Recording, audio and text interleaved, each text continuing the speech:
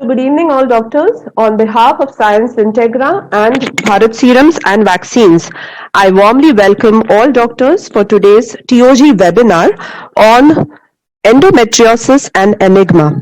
Today we have many esteemed speakers who will deliberate on various aspects of endometriosis. We have our chairperson as Dr. Anita Singh and Dr. H.P. Patnaik. Dr. Rishikesh Pai would be joining us as a guest of honor. We have Dr. Rajendra Nagarkatti as the convener and program coordinator, and Dr. Niranjan Chavan as the moderator. I welcome all faculty members for this program, and I now take the privilege to introduce to you Dr. Rajendra Nagarkatti. He is the chairperson of FOXI and AMOG's Midlife Management Committee. He is also the executive council member of MOGS and the past president of AFG. He is the joint treasurer of AMC Mumbai and the past president of IMA Meera Bhayandar branch and Bhayandar Medical Association. He is currently the consultant obstetric and gynecologist practicing at Bhayandar and Wokad Hospital, Meera Road, and Bhimsen Joshi Municipal General Hospital, Bhayandar. I now request Dr. Rajendra Nagarkatti to please take over the proceedings of this webinar. Thank you. Thank you for the kind introduction, Meenal. Good evening, friends. Honor and privilege to host this webinar on behalf of the FOXI Midlife Management Committee and the Mumbai Obstetric and Gynecological Society. I bring you greetings from Dr. Alpesh Gandhi, President FOXI, Dr. Jaideep Tang, Secretary General FOXI, Dr. Anita Singh, Madam, Vice President FOXI in charge of this committee, and also from the Mumbai Obstetric Gynec Society, Dr. Rishma Pai, President of the MOGS, Dr. Anita Chavan, Secretary MOGS, Honorary Secretary MOGS, and Dr. Rajendra Sangpal, Honorary Treasurer of the MOGS. The guest of honor, Dr. Rishikesh Pai, is joining us in some time because he's in another webinar. So I would now like to first and foremost introduce our President of MOGS, Dr. Rishma Pai. Meenal, can I have the slide for Dr. Rishma Pai, Madam? We would like Madam to address the audience and welcome and ring open this webinar. Dr. Rishma Pai is... Thank you. She is the president currently of the Mumbai Obstetrics and Gynecological Society. We all know her. She is the past president of FOXI in the year 2017, president of ISAR 2018-19, president of IAG 2018-19, assistant treasurer of the International Federation of Fertility Societies, consultant gynecologist at the Leelavati Hospital, the Jaslok Hospital, and the Hinduja Healthcare Hospitals, Mumbai, fellowship ad endum of the Royal College of Obstetrics and Gynecology, the FRCOG, inspiring gynecologist of Western India award by the Times of India, a recipient of the Midday Health Wellness Award as icon in obstetrics and gynecology, recipient of the Women Empowerment Award by the Indian Medical Association, and above all, a wonderful person, a dear friend, and a go-to person for anything. She is so very helpful and encouraging. It's a pleasure to do this program with the MOGS and requesting you for a few words of blessings and encouragement. Dr. Rishma Pai. Thank you. Thank you so much, Raju, for the wonderful introduction and for making the effort of organizing these wonderful academic activities. You've been really active member of MOGS and doing your duties as a FOXI chairperson really with great integrity and dedication. Wonderful to have FOXI Vice President here, Dr. Anita. Pleasure to see you. And after a long time, my dear friend Hara Patnaik, who's back into the circuit in FOXI, and we're very happy to see you back again. Of course, chairperson of endometriosis, Dr. Asha Rao. I think she's the busiest chairperson in the entire Foxy. Many endometriosis seminars all over. And I think that's extremely important because the subject under discussion today, I think the more we talk about it, the lesser it is, because it truly is enigmatic subject and really complex. And Niranjan, of course, I think I can't even say anything about it. I was joking and telling him before that he has as many adjectives as there are in the dictionary to talk about all the different people who have been attending the CMEs that he's been moderating and coordinating. So excellent academic job being done there. Wonderful to see all my co-speakers. And MOGS, of course, as all others, has been really busy this year. Since May 10th, when I took over, we've had some wonderful conferences. Of course, all of us are limited a little bit by the digital platform, but I can say the limitation has now expanded. And in fact, I believe that we are doing more now than we are if we were really on-ground conferences. And I'm feeling that we're becoming so addicted to this that it's going to be difficult for us to go back to the original format which we were used to, because now we've gotten addicted to reaching out to a large number of people and having a huge choice what it is that we want to hear or which aspect we want to give our attention to. So I think all of us have used this opportunity to really improve our academics and also to interact with each other on this digital platform. And I'm really grateful to Raju for putting this event together, to Bharat Serum, who are our partners in MOGS and have always been there with us through the years with MOGS, and of course to Science Integra, Subbu and team, who are absolutely fantastic and do all these programs without any glitches. So wonderful to be back with this team, whom I love to be with and work with. Thank you, and I hope we have a wonderful academic program. Thank you. Thank you, Rishma, for the blessings. Thank you very much. Moving on, I would like to introduce our moderator for today, my dear friend, the dynamic Dr. Niranjan Chauhan. But Niranjan, before that, it's my pleasant duty to welcome the chairpersons for today's event, Dr. Anita Singh, Madam, the Vice President of Foxy, who's been so encouraging, and she's always been so helpful. She's been there for all my programs. So it's a real pleasure to have you here, Madam. And also Dr. Hara Patnaik, sir, ever smiling, ever helpful. And as Dr. Ishma said, he's been so busy with his job that he was not able to attend too many programs, but I've pulled him out of it, and he's here today to bless us on this occasion. Welcome, Dr. Hara, sir. I would also like to thank all our speakers for today. Dr. Rishma Pai, President Foxy, eminent laparoscopic surgeon, Dr. Parul Kotadawala, the Foxy Secretary General, Dr. Jaideep Tang, whom we also wish to see as a President-elect 2021, and that is the elections, that is. And of course, Dr. Asha Rao, Foxy Endometriosis Society Chairperson. So may I have the slide for Dr. Niranjan? I would like to now hand it over to him to take the proceedings further.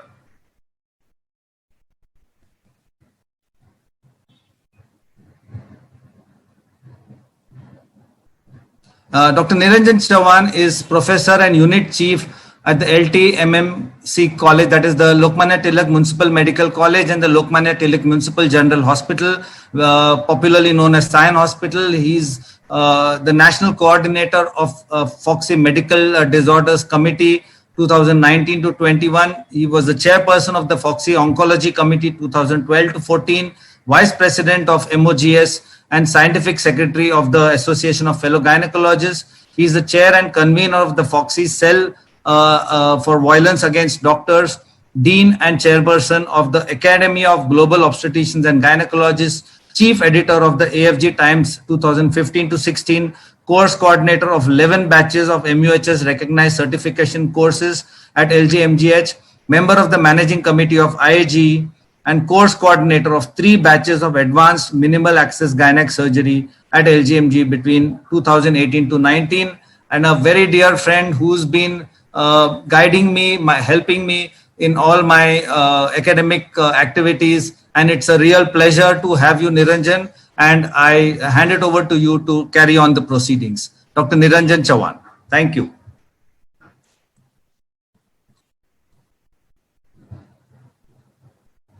Sir, please unmute. Thank you, Dr. Rajendra Nagarkatti, my dear friend.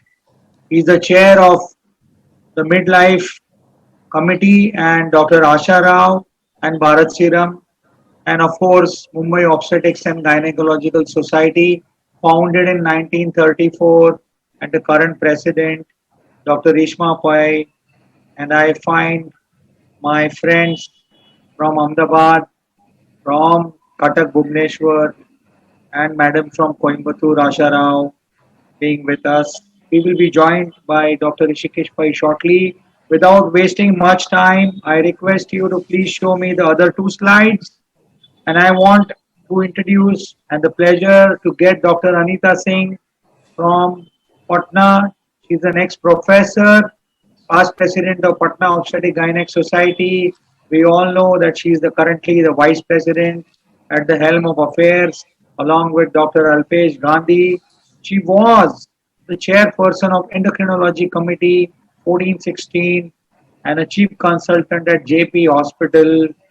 She is a very dynamic lady, soft spoken, and has a very roaring big practice in Patna city.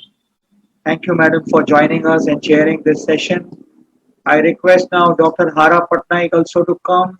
Hara Patnaik, sir, I know him for last 20 years.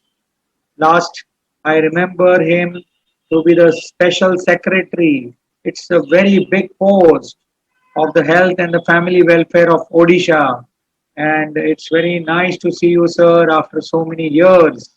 We all know that you were also the president of Association of Obstetrician and Gynecologist of Odisha. And how can we forget that AICOG 2018, where you were the organizing secretary and the wonderful, warm hospitality you and Dr. P.C. Mahapatra and the whole team made us so comfortable. Welcome, both of you. I hand over the mic to you to start the session. Thank you so much.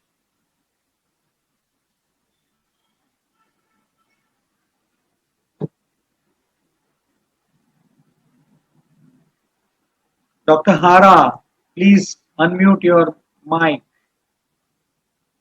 And Dr. Anita Singh, please unmute your mic. I think, good evening. I think it is Dr. Anita's turn to speak first. So I am still muted. Dr. Anita, please. Yeah. Good evening, everybody. And I thank Dr. Niranjan Chauhan and Dr. Rajendra Nagarkatti for inviting me at this platform where we are going to have talks by four stalwarts of obstetrics and gynecology who are famous not only in India, but all of them are of international fame. So this is a very important program in which I have been invited as a chairperson, and we are going to have next 2 hours very fruitful and useful.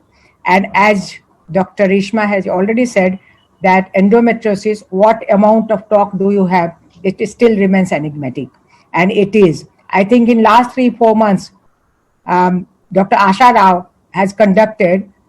must have conducted more than 20-25 CMEs, and I personally have attended around 10 CMEs on endometriosis.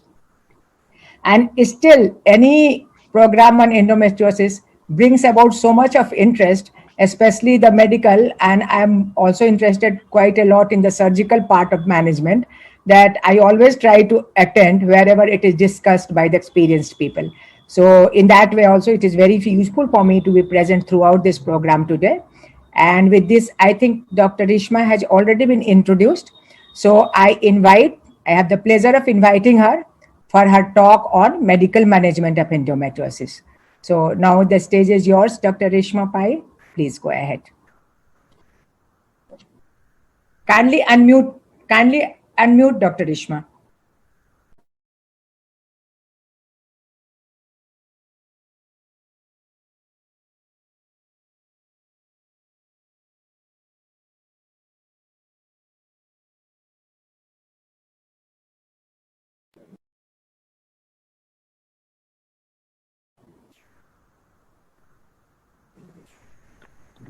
Can you all see my screen? Yes, No, madam, we but it cannot is see the blank. screen. We can see you, Oh, you can't see my screen yet? Screen has not come. not Okay, it. give me a second. I'm going to just start sharing the screen again.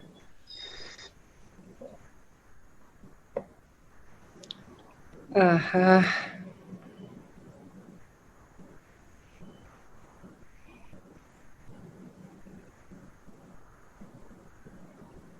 Yes or no?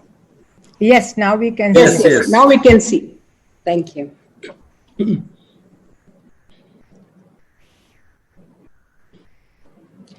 Thank you all. I think all the introductions are done with, and let's go on to now the relevant, that is the academic part.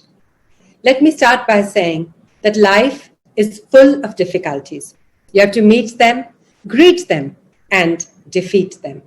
And I think nowhere is this more relevant than in the subject that we are discussing today, that is endometriosis and its management. Truly a difficult problem for not only the doctors, but the patients and everyone of the family who's dealing with the problem of endometriosis. It's a huge, huge problem, massive prevalence. In Asia, it's high as 20% of Asian women suffering from this problem, and it's distributed all over the world.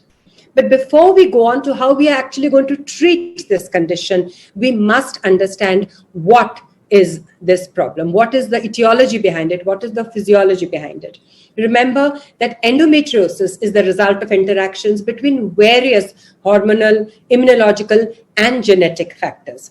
But the central part is inflammation. And you can see in endometriosis zone, you can see high levels of macrophages, immune cells, cytokines being produced, angiogenic factors, growth factors, the influence of COX-2 and prostaglandins, which we know are inflammatory markers, is significantly visible. There's also contribution of oxidative stress and reactive oxygen species inside the peritoneal environment. So plenty of proof of it being an inflammatory lesion.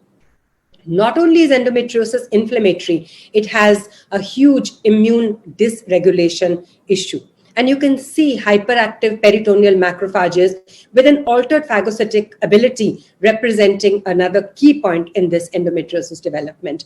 And this whole phagocytic activity of macrophages is mediated by the matrix metalloproteinases. You can see the whole natural killer cell equation, the immunosuppressive effect is there, which is seen in the reduction of T cell mediated cytotoxicity.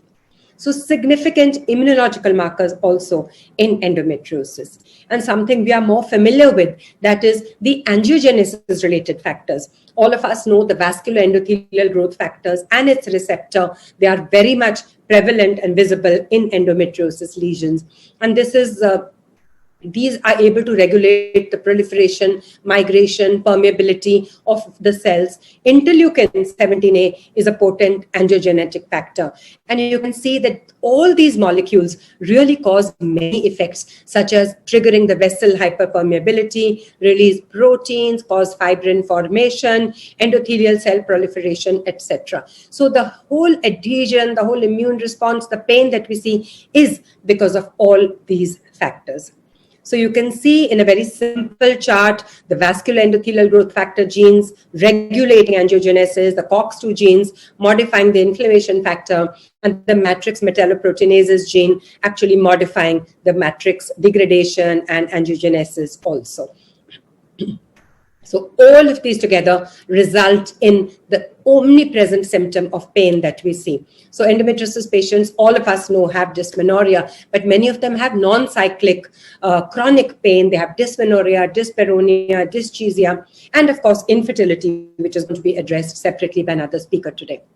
The diagnosis, unfortunately, over the years has not changed very much. Typically, the history, examination, ultrasound, CA125, which is not a very great marker, laparoscopy with histopathology, and sometimes requirement of MRI in older patients with large endometriomas or with deep infiltrating endometriosis. So diagnosis hasn't changed. But if we could have biomarkers for the non-invasive diagnosis of endometriosis, if we could find from the serum or the plasma or the urine some markers which would help us identify the presence of endometriosis in the patient, that would be really, really helpful. And there are many potential biomarkers undergoing testing today: glycoproteins, growth factors, microRNAs, the long-acting, the long non-coding RNAs. All of them are in advanced stage of development as becoming indicative biomarkers for the presence of endometriosis. There is a whole new science of proteomics, which includes all the protein fingerprints which are used for endometriosis diagnosis. So in endometriosis, 13 protein peaks are overexpressed and 5 protein peaks are downregulated in the affected group. So just by studying this pattern, you'll be able to determine if there is presence of endometriosis. So like I said, proteomics, there is also genomics. There are a lot of gene-based hybridization technologies which are helping us identify the high concentrations of circulating cell-free complementary DNA in women with endometriosis. So these microRNAs, which are non-coding RNAs, they represent major modulators of gene expression in a wide range of pathologies, including endometriosis. So in the future, there's a possibility that these microRNAs may prove to be desirable molecules for diagnosis of endometriosis. And as you can see, these are all very, very recent studies which are coming up, 2020 publications talking about these newer biomarkers. And you can see, look at the amount of work that is being done. Growth factors, glycoproteins, angiogenesis factors, apoptosis factors, hormones, proteomes, immunological, whole lot of issues are being studied to really try to decipher this very, very complex problem that we are facing with in our day-to-day practice. Once we have understood this little background, let's see what we can do to really help these patients. And obviously, their treatment is going to depend on the age, the symptoms they present with, how bad the symptoms are, where is this disease located, whether they want to have a pregnancy later, or whether they're just patients with recurrence of the disease, and what is their previous history of surgeries or treatments. And all these factors will help us decide further treatment. The American College recently gave pretty good guidelines on management of adolescents with endometriosis, and we are seeing many young girls today getting affected by this particular problem.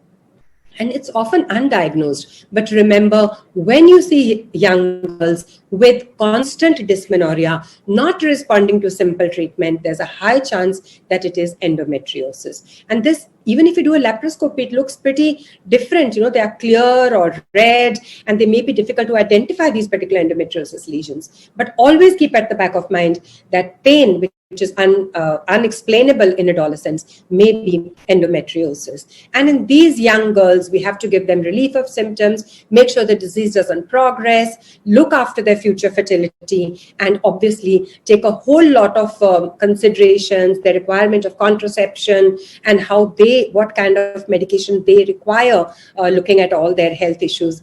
And very carefully select medication, because it's a very young group and we have to be very careful how we look after them. So once we start, what are the options of medical management available to us? And this long list of medications really tells us, unfortunately, that there is no perfect medication. So let's quickly go through today what are the recommendations. And I'm going to be talking to you really only about what are the current latest recommendations. So really, number one on the priority list of medications is the progestins.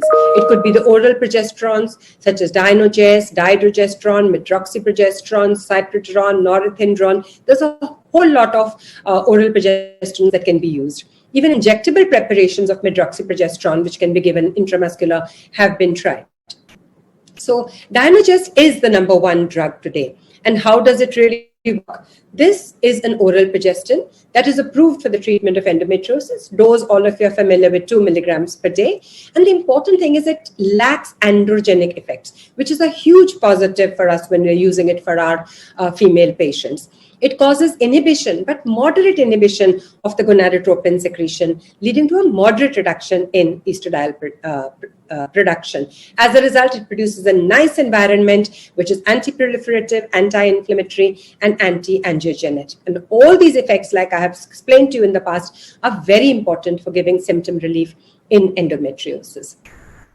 recent study just come out 2 or 3 months ago on long-term use, 15 months or more of Dynogest. It's shown that it gives a very effective, tolerable alternate, or as an adjunct to surgery, has many advantages. And this particular concept is coming out over and over again, that it seems to give advantages over combined hormone contraceptive pills. And again, there are studies to that effect, and we'll go through it in just a bit. What about the long-term safety? Now, there are many studies using it for more than a year, 15 months, and it has been found that there is a small decrease in bone density with long-term use of Dynogest. But the good thing is that there is no increased risk of osteoporosis or fracture, and this is easily reversible once you stop the treatment. So though there's a minor reduction with lifestyle change, with calcium, with exercise, you can actually overcome this. Also, with long-term use, there is no increase of cancer risk or any other such major problem. So essentially, a safe drug for long-term use. How does it compare with the other progestins? Like I said, important thing is that the Dynogest does not have androgenic effects. So all these, when we used to use danazol in the past, we had so many problems with these androgenic effects. And compared to most of the other progesterones, it doesn't have glucocorticoid activity, it doesn't have androgenic activity. It just has the good progesterogenic activity which we require in treating these patients safely. So compares very well with other progesterone drugs. And like I mentioned earlier, how does this compare with combined OC pills? And again, very recent studies, you can see this come out earlier this year, that the combined OC pills reduce dysmenorrhea. They help in that. But they don't help in the other kinds of pains, such as dyspareunia, dysuria, dysgeusia, for which Dynogest is very, very effective. Also, OC pills have many contraindications and side effects. So, and there is a new study which is coming out which says that long-term use of OC pills for dysmenorrhea may be associated with the diagnosis of deep infiltrating endometriosis later in life. So these are early stages of that sort of study, but this is a possibility. And so progestins, especially Dynogest, may be a better first-line treatment. So we've been using OC pills for a long time, but like I said, because they were easy to use, they were cost effective, but many problems such as risk of thromboembolism, high rates of recurrence, and impaired fertility, obviously with the use of OC pills, has made it not the most favorable drug. And you can see this Cochrane review, which is obviously an amalgamation of many, many different reviews, has said that there is insufficient evidence to make a judgment on the effectiveness of combined contraceptive pills. And there is insufficient evidence to make a judgment on the effectiveness of these combined pills compared with other medical treatments. So suddenly there is some kind of a debate on the use of OC pills for endometriosis because now we have better drugs. One good device that we have, of course, is the levonorgestrel intrauterine system, which delivers 20 micrograms of hormones over a period of 5 years. Most of us have used it, and we know that it's a very effective drug. It suppresses the activity of ectopic endometrium, has a good anti-inflammatory effect. And so women who are not desirous of fertility, this is a pretty good option. Newer options are coming in. There is the etonogestrel subdermal implant. The Implanon is there, which also causes amenorrhea and obviously is quite a good long-term management. Sometimes you get a little irregular bleeding, weight gain, etc., typical side effects. But again, an option which may be present and available to us in the future. Another option coming up is the selective progesterone receptor modulators, drugs like mifepristone, which are quite inexpensive. We are quite comfortable with the use of these drugs, and they have a reasonably, beneficial effect in this particular condition. So that may be something we could try in the future. GnRH agonists, we have a lot of experience with. They're excellent drugs. They cause good amount of hypoestrogenism by blocking ovarian estrogen production. They definitely cause regression of the endometriotic implants, and they're very effective in difficult cases. So leuprolide acetate, 3.75 milligrams monthly, or even 3 monthly injections really are good, and you can use them comfortably for about 6 to 8 months without any add-back therapy. When I say 8 months, I don't give them every month. Sometimes I give them over 5 weeks, 6 weeks. So with 6 injections, we can cross about 8 to 9 months of therapy. And more than that, when you want to give, you may have to give some add-back therapy because of the possibility of bone mineral loss. GnRH antagonists today, we have them very freely available, but they're daily injections. So it's just not possible to use daily injections. But the US FDA has approved an oral non-peptide GnRH antagonist, Elagolix. It has been approved in the dose of 150 to 200 milligrams. And once it's orally available, then this might become a reasonably good option for endometriosis patients. What about aromatase inhibitors? Again, a drug we're very comfortable with, reasonably inexpensive, and it's seeming to act quite well. And what it does is really inhibits the extra ovarian synthesis of estrogen. So good for the older patients. Letrozole 2.5 milligram daily may be a good alternative in well-selected patients. The ESHRE guidelines have said that we have to counsel women, treat them with good painkillers and of course with hormones. Particularly, they have said level A evidence says that progestogens, GnRH agonists are the number one choice. Oral contraceptive pills are level B evidence. And so definitely we have good drugs available as per ESHRE guidelines. What about endometriomas? We've always advised surgery for endometriomas, but now a lot of studies are coming up which are saying that there is a growing body of evidence demonstrating benefit or at least no harm in expectant management for asymptomatic patients with small, stable endometriomas. So try medical management even in small to medium-sized endometriomas, and Dynogest is a possible drug, and this very recent study is saying when these patients, 40 patients were treated with Dynogest and 40 with a combination of estrogen and Dynogest, there was a significant reduction, 75% volume reduction in patients treated with Dynogest. So whenever you see an endometrioma, don't jump into surgery. You may have a good option of trying medical management. What about deep infiltrating endometriosis? Again, there was almost never a place for medical management. It was always surgical. But many studies are coming up saying that there is a possibility that there may be good pain relief with amenorrhea, which is brought about by medical therapy, such as progesterones. Recurrence, all of us know it's a huge component, most frustrating part of endometriosis, and causes patients to get admitted again and again, come for treatment again and again. And we know that preoperative therapy, if you're going for a surgery for endometriosis, preoperative medical therapy has almost no role to play because it suppresses the lesions and may bring about some genomic changes, and we don't want to give any preoperative therapy.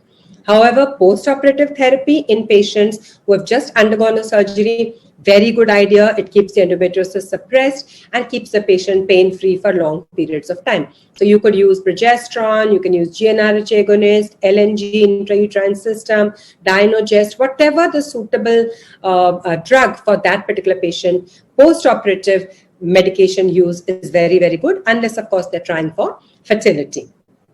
Even Foxy has recommended that try medical management before you go into any kind of surgical therapy. And obviously, management has to be individualized.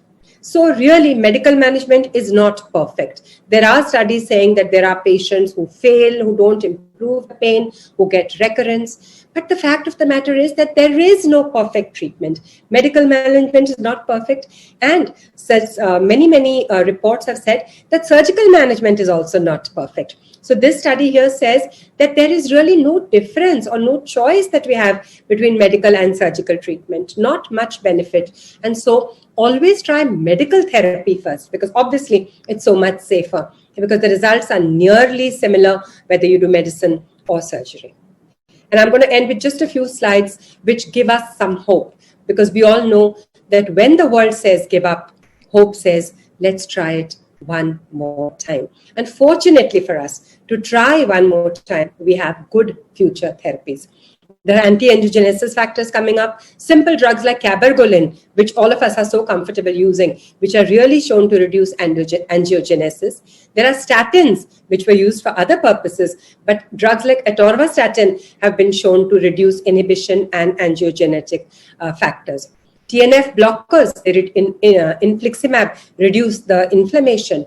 Peroxisome proliferator activated receptor gamma ligand. These are simple drugs, again, which we are familiar with. Like rosiglitazone, they actually reduce estrogen synthesis. and of course immunomodulatory agents such as pentoxifylline. So all the causes of endometriosis individually can be attended to with these newer drugs.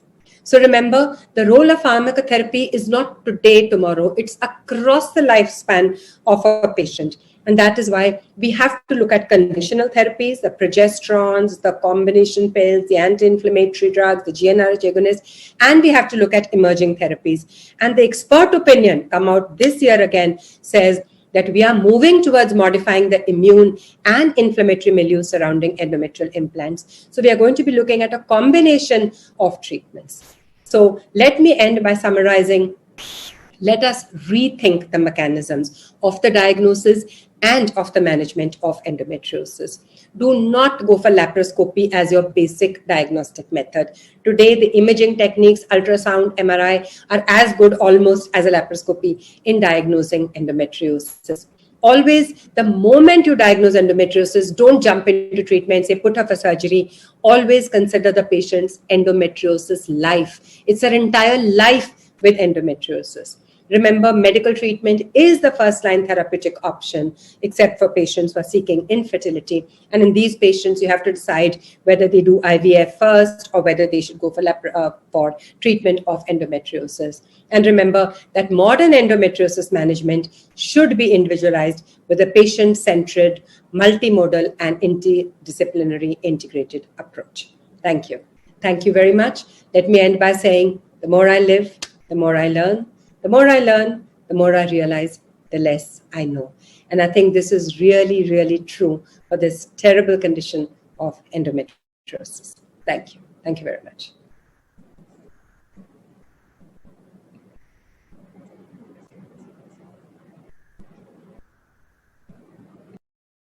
It was a wonderful presentation, and you have combined together the past, present, and the future. You have blended everything, and there are so many new prospects that we may try in the future.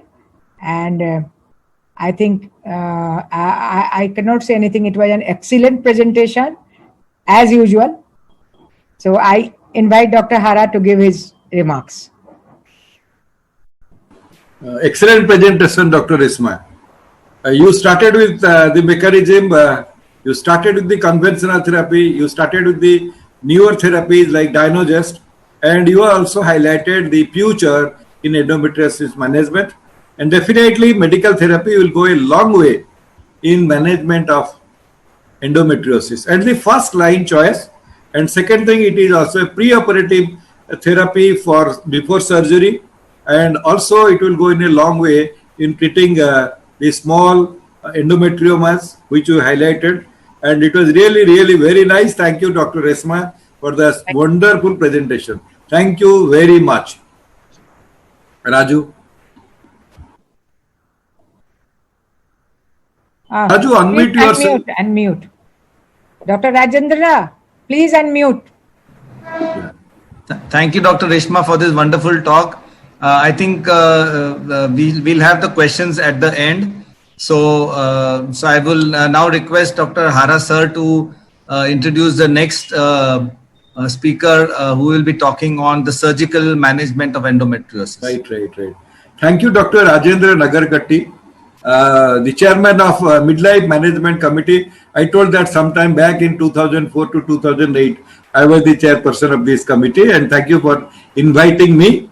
And dear all faculties, and after the wonderful presentation of medical management, now it's the turn for surgical management of endometriosis. Naturally, to do justice to this topic, we have a dynamic endoscopic surgeon and consultant gynecologist, Dr. Parul Kotadwala. You know, Parul Kotadwala is a very good friend of ours, and he is the surgeon in VS Hospital and NHL Municipal Medical College in Ahmedabad. Plus, he is the consultant in Zydus Hospital, Ahmedabad, and Kotadwala Women's Clinic in Ahmedabad. He is the current vice chairman of Indian College, ICOG, and the vice president of ISOPAR. He is holding both the posts now, and he was the past vice president Foxy in 2006 and past president of SOGOG in 2009, and he was the president of Ahmedabad Gynec Society in 2007-8. He is a managing committee member of ISAR IAG and Indian coordinator of NESA and IAS, the New European Society Surgical Academy and International Adhesion Society. He has an illustrious career as a surgeon, as a speaker, as a teacher, as a surgeon. And Dr. Parul Kotadwala, the stage is all yours. So, ladies and gentlemen, let us hear the surgical management of endometriosis. Thank you. Thank you, Dr. Hara. It is always a pleasure to participate in the webinars, and I hope my slides are seen. Yes, sir. It is very funny that we have almost a vertical divide amongst gynecologists, pro-surgery, pro-anti-surgery, isn't it? Well, anyway, I believe that we need to meet at some central ground and evolve a sort of consensus about dealing with endometriosis. Endometriosis behaves like this: catch me if you can, and to some extent, it is similar to what we are facing these days about coronavirus. It is also teasing us, catch me if you can. Well, today I'll deal with my interest, and that is surgical management of endometriosis. As you all very well know, we have essentially three types of endometriosis: the surface, the endometrioma or chocolate cyst, and deep infiltrative, what we call as RV endometriosis. The bulk of this, as you can see, 2/3 of the disease is surface endometriosis. And this is a big problem as far as diagnosis goes, because we do not have any very accurate modality of diagnosis except laparoscopy. The other two may be diagnosed endometrioma by ultrasound and MRI, and deep endometriosis generally by a visible nodule vaginally. Now, when we look at surgical management, I have although mentioned laparoscopic management is both laparoscopy as well as laparotomy, but by and large we have moved almost entirely to laparoscopic management. Very rarely in very advanced disease do we even think of laparotomy. Now, laparoscopy is performed either for diagnosis, but whenever we are suspecting endometriosis, we should be ready to treat it simultaneously. We can't make one diagnostic laparoscopy and then put in scope again after some time and subject our patient to repeat anesthesia. So we should be ready for therapy at the same moment. What we do is, if it is a surface endometriosis, we destroy the lesion in situ or we excise it for histopathological confirmation. Cyst drainage and fulguration when endometrioma is there, but preferred is cyst excision. And in rectovaginal nodule, again excision of the nodule. Simultaneously, we perform adhesiolysis, anatomical correction of pelvic organs. We treat the primary pathology. It has been noted that fibroid and septum both have significantly higher incidence of endometriosis, perhaps because of altered uterine contractility leading to more retrograde menstruation. In select cases, we may think of nerve resection. We may tackle surrounding structures if they are adherent, like ureter, sigmoids, bladder, or bowel. Sometimes we do offer an oophorectomy, and of course, as a final treatment in a perimenopausal age, we may offer hysterectomy. Now, diagnosis Rishma has done in detail. So as of today, unfortunately, we have the only one good option, and that is surgery. Of course, it is not a very plausible option in young girls, but unfortunately, that is the only option. RCOG also mentions laparoscopy as the gold standard diagnostic test, but we are always worried about this. Diagnostic laparoscopy also has a risk of major complication like bowel perforation or major vessel disease and trauma, and we cannot easily take this. Only problem is that biomarkers have been studied since 2005, so it is now 15 years, different biomarkers have come up, and unfortunately till date we have not arrived at a clinically applicable biomarker profile, although it is in research setting. And similarly, there was some hope about the nerve fibers in endometrium, which also has not been confirmed till date. So both these we used to look for a future easy diagnosis of endometriosis. Unfortunately, both these have not been successful. The delay in diagnosis is something which I am very worried about, and this particular paper published in this year only, 2020, has also mentioned that impact of endometriosis diagnostic delays are significantly problematic. And this particular large survey has also shown that 65% of women with endometriosis were either misdiagnosed first with another condition, and 46% had to see many doctors before the correct diagnosis was arrived at. So that is, of course, a big problem. Now, endometriosis, as you all know, on visual inspection may be seen as black head appearance. This is very commonly shown appearance, but it can be shown as a red lesion, may be seen as a white fibrotic lesion. And these are actually dead endometriosis, and fibrosis has occurred. And you may not find endometrium tissue in this if you take a biopsy. You may find live lesions like this. This is more common in adolescent age, and red flame-like lesions. You may see such peritoneal windows, or you may see such red lesions. These are all endometriosis. And it has been confirmed that person who is experienced in making diagnosis picks up almost double endometriosis than a person who is doing laparoscopy during his first year of practice. Now, is a biopsy necessary for diagnosis? Generally, no. But yes, at least one biopsy is necessary to confirm the diagnosis and sometimes to exclude rare instance of malignancy. Now, decision to type of surgery, I did discuss this. As far as endometrioma cyst is there, if it is a small cyst, very small, you cannot remove the cyst lining. In those instances, you may open the cyst, drain it, and under vision, fulgurate the endometriotic lesion. If it is a large cyst, you may take out the cyst lining, but if it is very large cyst, 7 centimeter plus, sometimes removal of the cyst lining is very difficult. You may take out most of it, but keep the central part near hilum intact. Otherwise, you may damage the blood supply and damage the ovarian tissue. Rectovaginal endometriosis almost always requires extensive dissection and removal. So endometrioma cyst has always, surgery is the mainstay of treatment. Only except very small cyst in teenage girl, we may think of medical management first. But medical therapy has almost no role when there is an endometrium of more than 3 to 4 centimeters.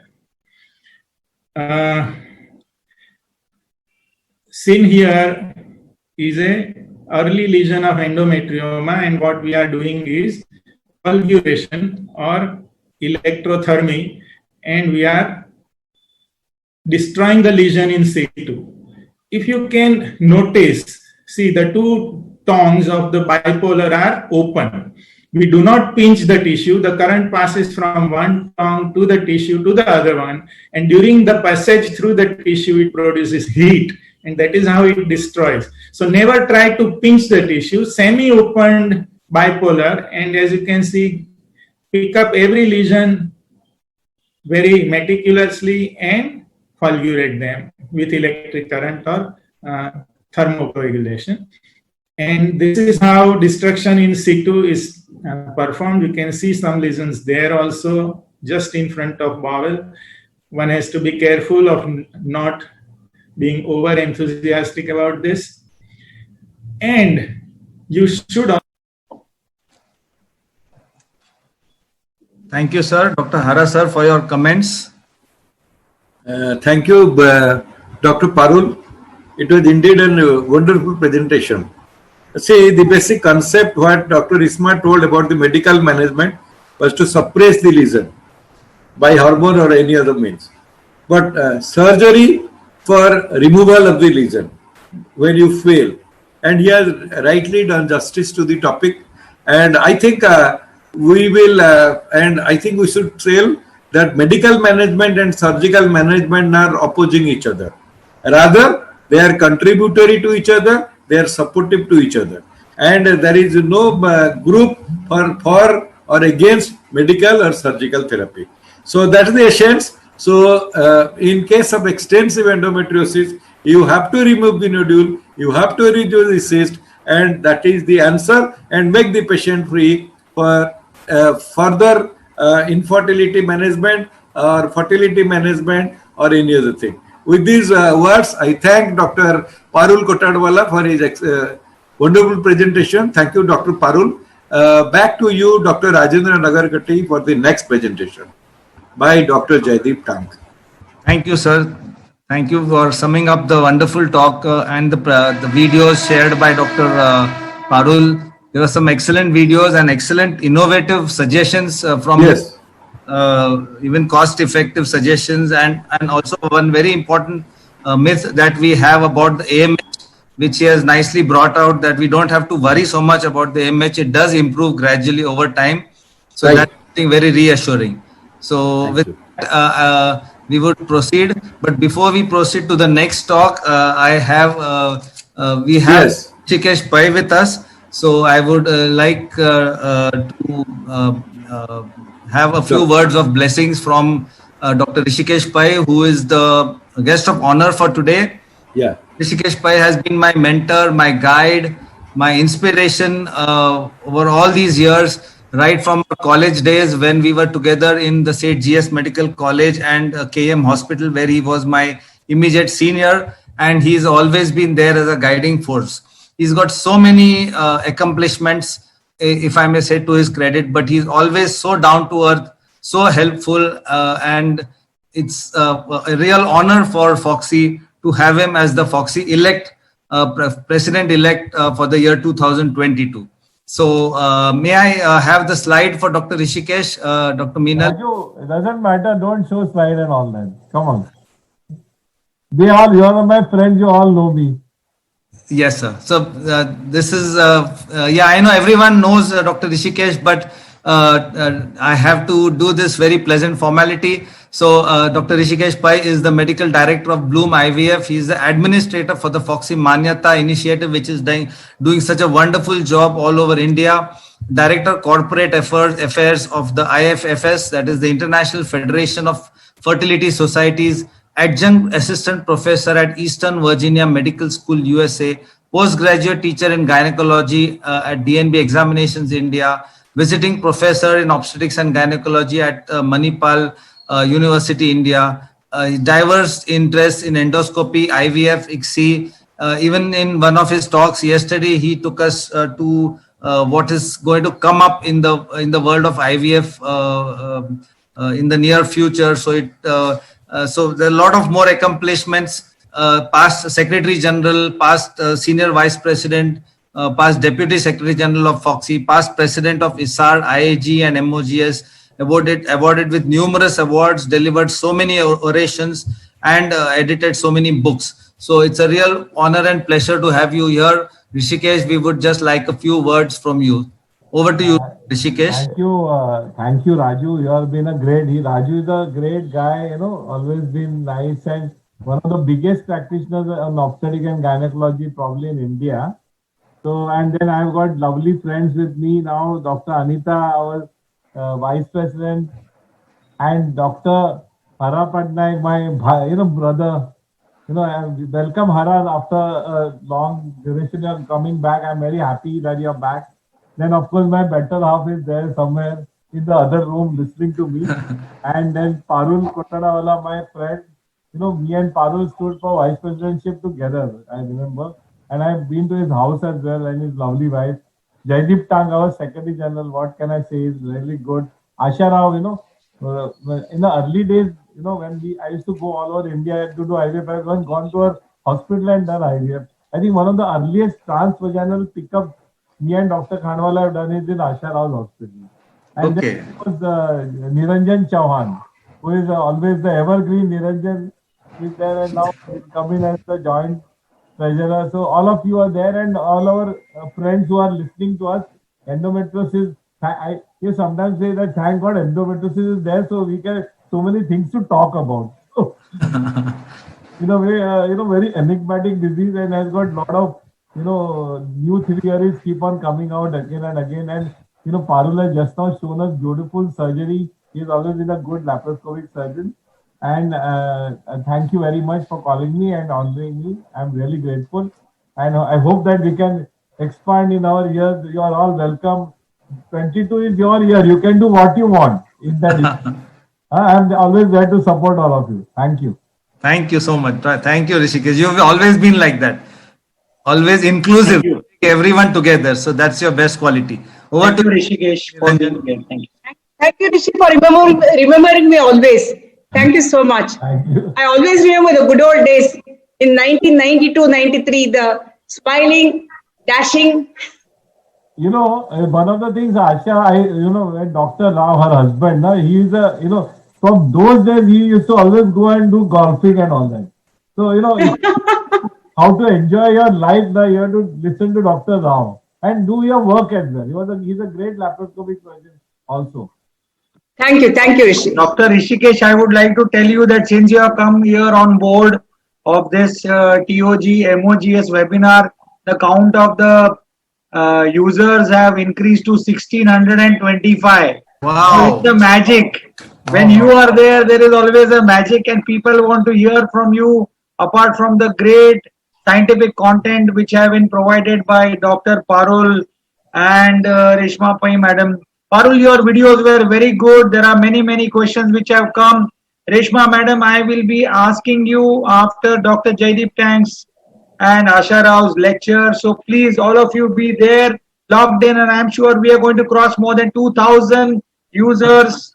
And wonderful to see you guys. Thank you so much.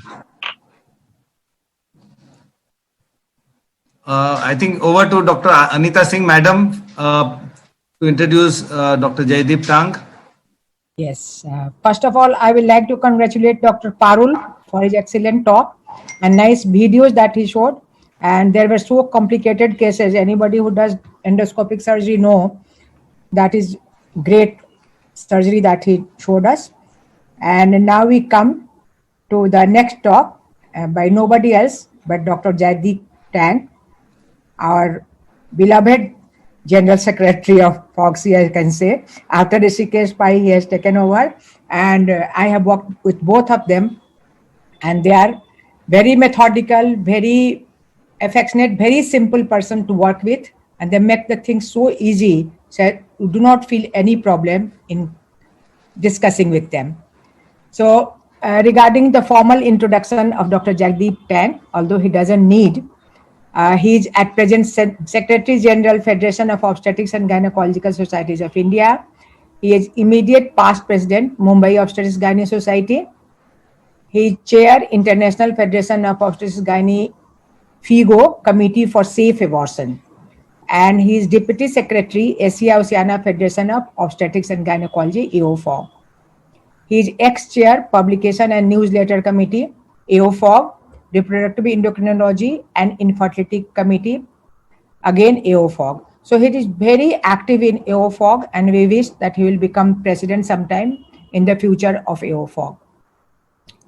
MTP Committee, FOGSI 2004 to 2009, he was chairperson. Vice President, Forum for Enhancement of Quality in Healthcare. He is a consultant, Ashwini Maternity and Surgical Hospital, Center for Endoscopy and IVF. Co-founder, Esperanza Healthcare Private Limited. He is program director and member of board of Profut IVF. And he is also visiting consultant for IVF at 15 IVF centers. And they are managing quite large number of IVF cycles every year. So with this introduction, I request Dr. Jaideep Tang to give her presentation, his presentation.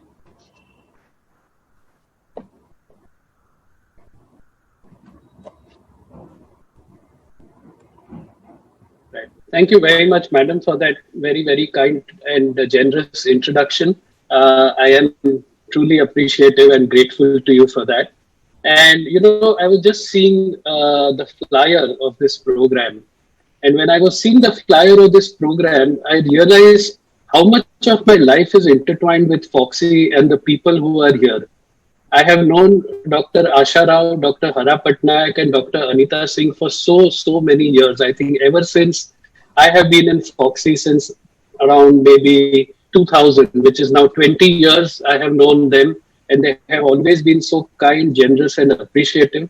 I met Dr. Parul, I think, for the first time when the AICOG was held in Ahmedabad, not the recent one, the one before that. And that was a very special AICOG for us, thanks to all his help. And of course, that AICOG was very special because it was held at the Gujarat College in Ahmedabad. And that was the college where my father did his 12th standard from. Raju is Dr. Raju Nagarkatti. I'm sorry, Raju, I just called you Raju, but Dr. Nagarkatti is one of my oldest friends and in fact is the classmate of my brother-in-law. Dr. Niranjan Chauhan, again, a very, very old friend. And he was the secretary to my president, and I really appreciated all the help and support he gave me. And of course, the PIES, by a strange coincidence, I took over as Secretary General from Dr. Rishikesh Pai, and I handed over as President of the Mumbai OBGYN Society to Dr. Rishma Pai. And you can see here that the world is indeed small, and all of us in Foxy are so close to each other, are so intertwined with each other. It's a real pleasure to be here, and thank you very much to the Foxy Midlife Committee, the President of MOGS, Dr. Rishma Pai, the Secretary, Dr. Anita Chauhan, and of course the chair and the convener of the program, my dear friend Dr. Raju Nagarkatti, and the president of Foxy, Dr. Alpesh Gandhi. I'll begin this presentation with this slide, which nowadays I really like to show. So this slide is a screenshot of a Medline search done for endometriosis and infertility. All of us do Medline searches, but I don't know how many of us pay attention to that tiny little green graph which comes when we do a Medline search. Now, for me, this graph is extremely important and quite relevant, if you will. Why? Because this graph demonstrates the number of articles that have been published on the topic that you're searching for year on year. Now look at the data available in this graph, and I've blown up that graph below for your benefit. From 1949 till 2021, this graph tells you about the number of articles published every year on endometriosis and infertility. So if you have a graph which starts tall and then comes down, it means that there used to be articles published on that topic, but no more, because perhaps that topic is not relevant anymore. Maybe all the issues which surround the topic have already been sorted out in literature, or that topic is simply not attracting enough interest in literature anymore. But if you have a graph like this, which starts small and then keeps on growing and growing over the years, it means that there is a lot of interest in the topic. The literature on that topic is literally thriving, and therefore that topic is extremely relevant. So this is the outline of the presentation. We'll talk about infertility in context of mild endometriosis, endometriomas, severe endometriosis, and then wrap up the presentation with a few slides on assisted reproduction and endometriosis. And I'd like to first tell you that although I have done a Medline search, and I have included quite a few articles from there, the bedrock of any academic discussion still has to be guidelines. And these are the guidelines that I have relied on for this presentation and to generally guide my practice. That's the ASRM guidelines, the NICE guidelines, and the ESHRE guidelines. Interestingly enough, when I was doing a Medline search, I found this really quite brilliant article. And what this article did was to do a systematic review of all the international and national guidelines that were available on endometriosis. They found that when they analyzed all the guidelines, 152 different recommendations on different aspects of endometriosis were made. And what was surprising and even shocking to a certain extent was that only 10 recommendations, which is 7% of the total recommendations, were comparable across guidelines. The article further went on to subject all the guidelines to a review on as regards quality, and they found that the ESHRE guideline was objectively evaluated as the highest quality guideline. So what I've done is that at the end of every part of the presentation, I have quoted from the ESHRE guidelines. They further went on to say that there was a substantial variation between the supporting evidence presented by individual guidelines. And this is something which essentially amounts to cherry picking evidence. That means you see the evidence and you take the evidence not in a very holistic manner, but only look at the evidence which suits your aim or what the point is that you are trying to do. They further found that 28% of the recommendations which even the guidelines made were not supported by any research evidence. And no guideline actually followed the standardized guideline development methods. So I'll refer back to what Dr. Parul Kotadawala said about camps and a sharp divide between medicine and surgery. And I'd just like to say here that if you hear us as speakers saying different things about the same issue, then perhaps it's not surprising, because even the international and the national guidelines cannot agree with each other on most of the issues. So I'll begin with grade 1 and grade 2 endometriosis and restrict it to infertility. I think this point was already made, but it bears being made again. And the point here is that in the large majority of cases, endometriosis, when it is grade 1 and grade 2, does not present as a classic powder burn endometriosis. It presents as a more subtle form of endometriosis. And Dr. Parul made that point that a more experienced surgeon tends to pick up more of these lesions rather than an inexperienced surgeon.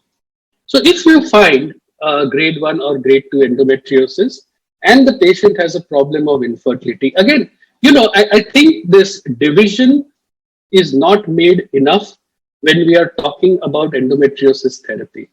To my mind, the therapy of endometriosis to a large extent depends on the presentation. I would approach a patient who has pain and endometriosis very, very differently compared to a patient who has infertility and endometriosis. So as far as infertility is concerned, quite clearly, ovulation suppression cannot be recommended as a standard therapy.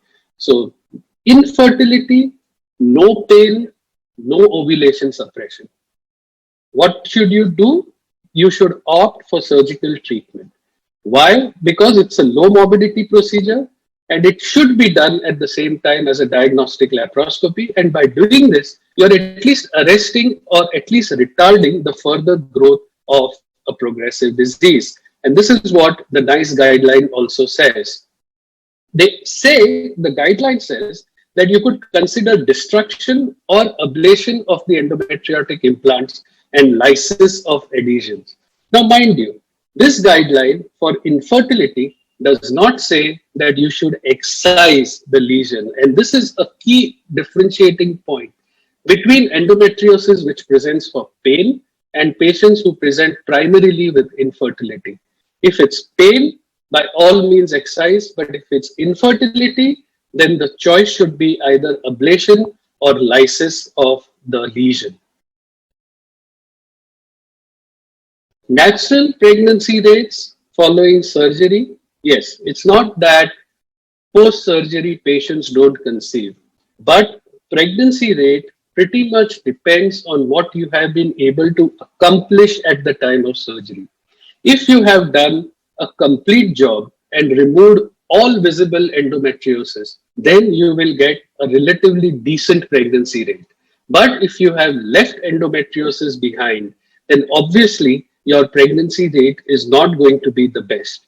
Remember that when we say that the overall pregnancy rate was 41.9%, that's at the end of a year.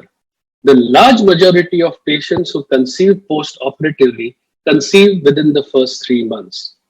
If you, however, compare pregnancy rates between just simply waiting versus doing an IUI, then you will always get a better pregnancy rate with IUI. Our current practice is to operate, wait for 3 months, and if 3 months if pregnancy does not result, we start treatment.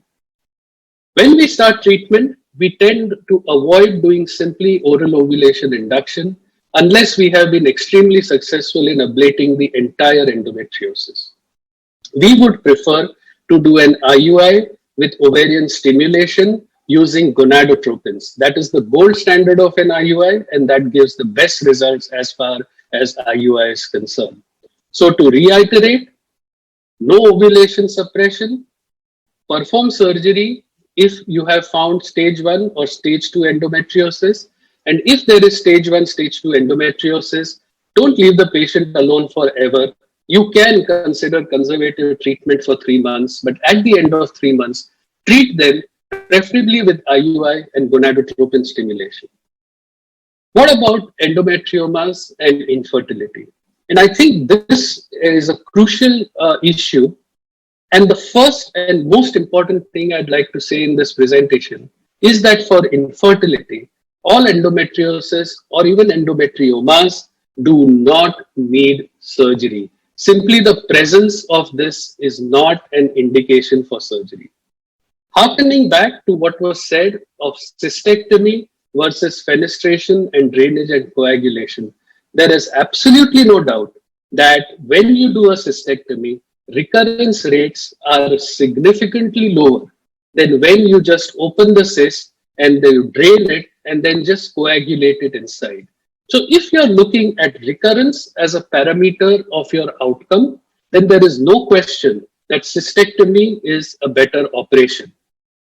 But if you are looking for fertility preservation, and here I'm going to differ a little bit from what Dr. Parul said. Dr. Parul presented a study from 2014, but there is some later data to suggest that irrespective of how well the surgery is done, there is always some loss of ovarian reserve.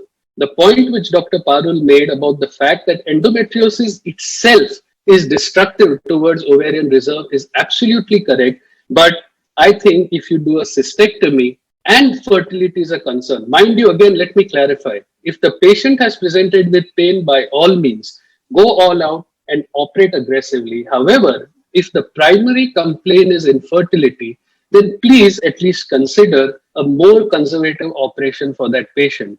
A very interesting study over here, they went back and looked at the histopathology slides of around 202 endometriomas in their histopathology lab. So these were patients where it was done and the sample was sent, reports were given, and then they did a retrospective study. They went back and looked at the slides of 202 endometriomas and they found ovarian parenchyma in 40% of cases of endometrioma cystectomy. The ASRM, this is a study from Fertility and Sterility, again from 2016. It quite clearly says that if you remove larger cysts, you will increase the loss of ovarian reserve. And even 6 and 12 months after surgery, you will still see a persistent drop in AMH. Now, this is what I was saying about the guidelines not differing from place to place and evidence being really all over the place because of a lack of standardization. Therefore, it would be my contention that although excision may seem to be the treatment of choice, and it is the treatment of choice, if recurrence is your sole parameter, it may be deferred in infertile patients where the issue of ovarian reserve is of concern. The question then arises, all right, we are not doing a cystectomy, but we are still coagulating the active endometriotic spots. Won't that affect ovarian function? The answer is no. It seems, and there is evidence in the literature to suggest, that endometrioma surgery by internal wall coagulation does not impair IVF outcome. What about patients who have previously undergone surgery and have endometrioma? What about IVF outcomes in them? And what do you do when you encounter such patients for doing pickups? There is again evidence to show that presence of a small endometrioma defined as less than 5 centimeters does not reduce the chance of IVF treatment. Furthermore, even at a pickup, if you inadvertently puncture an endometrioma, it has no adverse effect on the outcome. Mind you, keep in mind very carefully that puncturing an endometrioma at the time of pickup should not be done deliberately. Why should it not be done deliberately? Because in a confidential inquiry in the UK on the incidence of ovarian abscess after IVF, it was found that in almost all the cases where an ovarian abscess developed, there was a drainage of the endometrioma, not simply a puncture. Somebody punctured it and then waited till the entire endometrioma got drained. Don't do that. In case you accidentally puncture it and a little bit of the endometrioma fluid mixes with the oocyte, don't worry. Why don't worry? Look at the evidence. Now, this is a very interesting study, the one by Kamsi Yavas et al., which is from a lab in Minnesota. What they do is they aspirate oocytes in a 60 ml aliquot. While doing so, normally we do it in a 10 ml tube, but they do it in 60 ml aliquot. In 14 women, they inadvertently entered an endometrioma. So what happened? That all the follicular fluid of that ovary got mixed with that endometriotic fluid. Normally, we are so paranoid about this. You know, my elder sister is my chief biologist, and when I perchance give her a tube where there is a little endometrioma fluid, she really gets mad at me. So then I had to find out this study and showed her, which says that retrieved oocytes either exposed or not exposed to endometrioma fluid, there was no difference in fertilization or even early embryo development. Therefore, again, to end this part of the presentation with a quotation from the Ashray, no need to remove all endometriomas. The decision for surgery should be taken very carefully, and you may consider a more conservative surgery for this small subset of patients who present with infertility and no pain. We will now move on to deep endometriosis. And I'm really going to take a little time to read each and every line of this slide. This is the treatment of infertility associated with deep endometriosis. This is the ASRM guideline. What does this guideline say? Women with deep endometriosis may be infertile, but deep lesions may not cause infertility. At present, evidence is insufficient to definitely support a causal relationship or even claim a decisive benefit of surgery. Therefore, exposing women to the considerable risks of a demanding intervention for the removal of deep nodules to exclusively enhance fertility. Again, this is the big difference between a patient who presents with infertility and a patient who presents with pain. For infertility, doing such a radical surgery to improve fertility is quite debatable. In fact, pregnancy rates after surgery appear to be approximately half when the case series criteria are more controlled, thus more or less similar to the chances of a pregnancy that can be achieved with a single IVF attempt. I think it can be summed up in the title of the slide that discretion, particularly when you're looking at fertility and endometriosis, is indeed the better part of valor. If, however, you do have a patient of deep endometriosis you've operated, should you subject them then to either waiting, IUI, or IVF? There is good evidence again to show that if the endometriosis is stage 3 or stage 4, IVF might actually be a better option. There are several papers which suggested that pregnancy rates for IVF in patients with endometriosis are considerably lower than patients who don't have endometriosis. I'm afraid that all these studies which actually say that were perhaps not the most well-designed study. But I did find this extremely interesting study from 2016, which said that patients with endometriosis had significantly lower rate of mature oocytes, a higher rate of brown oocytes, a higher rate of retractile bodies. Patients with stage 4 endometriosis had significantly worse quality oocytes and lower fertilization rates. However, look at the last sentence and the end result. No difference with respect to rates of implantation, clinical pregnancy, miscarriage, live birth rate, and malformation. And this leads me very strongly to believe that perhaps it's not the endometriosis, but the ovarian reserve which plays the most important role in IVF and patients who have endometriosis. In fact, this is another study from 2014 which says that there really is no relevant difference in the chance of achieving clinical pregnancy and live birth comparing patients with endometriosis grade 1 and 2 or endometriosis grade 3 and 4. It is indeed all about the ovarian reserve.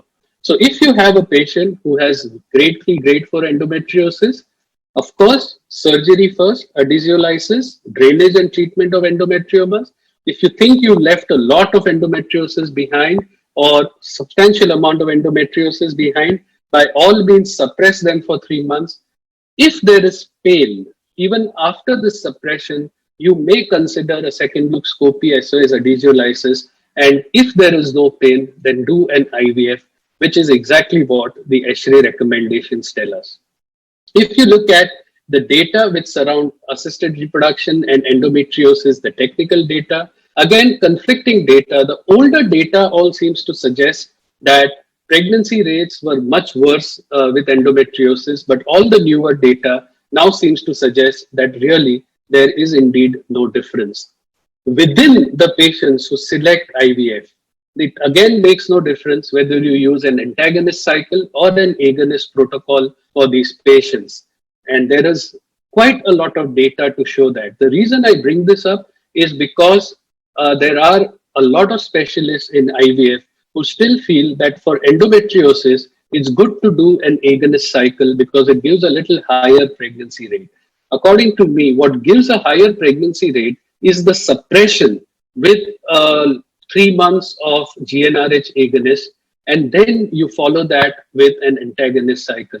The precaution here is that you make sure the patient gets a withdrawal period after that 3 months depot. If you don't wait for that withdrawal, it means that the patient is still suppressed and you will get compromised ovarian reserve when you're doing the treatment. And that is exactly what the ESHRE guidelines say for patients who have severe endometriosis. But for infertility specialists, the story should not simply end by getting a pregnancy. You need to also look at the pregnancy outcome and correlate that with the original condition for which the IVF was done. So does endometriosis affect pregnancy outcome? The data is extremely conflicting. There is on one hand some data which suggests that there is a higher incidence of miscarriage and diabetes and PIH. On the other hand, there is some data which suggests otherwise. So I will end by giving you a rule of thumb and say that for mild or atypical grade 1, grade 2 endometriosis, and normally you would detect this at the time of a diagnostic laparoscopy. So I think Dr. Parul made this point, always be prepared for an operative intervention. You should prefer a surgery with ablation or adhesiolysis. Follow that up with IUI or gonadotropins. And if that doesn't work, subject the patient to assisted reproduction. If you're looking at moderate or severe grade 3 or grade 4 endometriosis, do a surgery if a large endometrioma is there, but not a radical surgery if there is no pain, and follow that up with a down regulation with depot preparations if you think that there is residual endometriosis. And once you are done with that, then subject that patient to an IVF cycle. And this is actually a quote from one of my favorite auteurs, Woody Allen. And I think it is so true of endometriosis.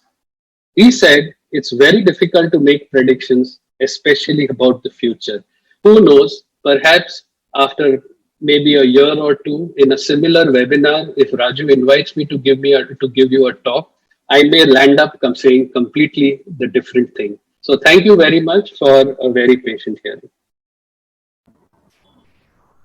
Thank you, Dr. Jadip, for such an excellent talk on a controversial issue And at the moment, it seems that we have reached to a consensus on such a controversial issue. So that was great part Dr. of your Parul is talk. laughing. Dr. Parul is laughing. I think Dr. Parul agrees with me.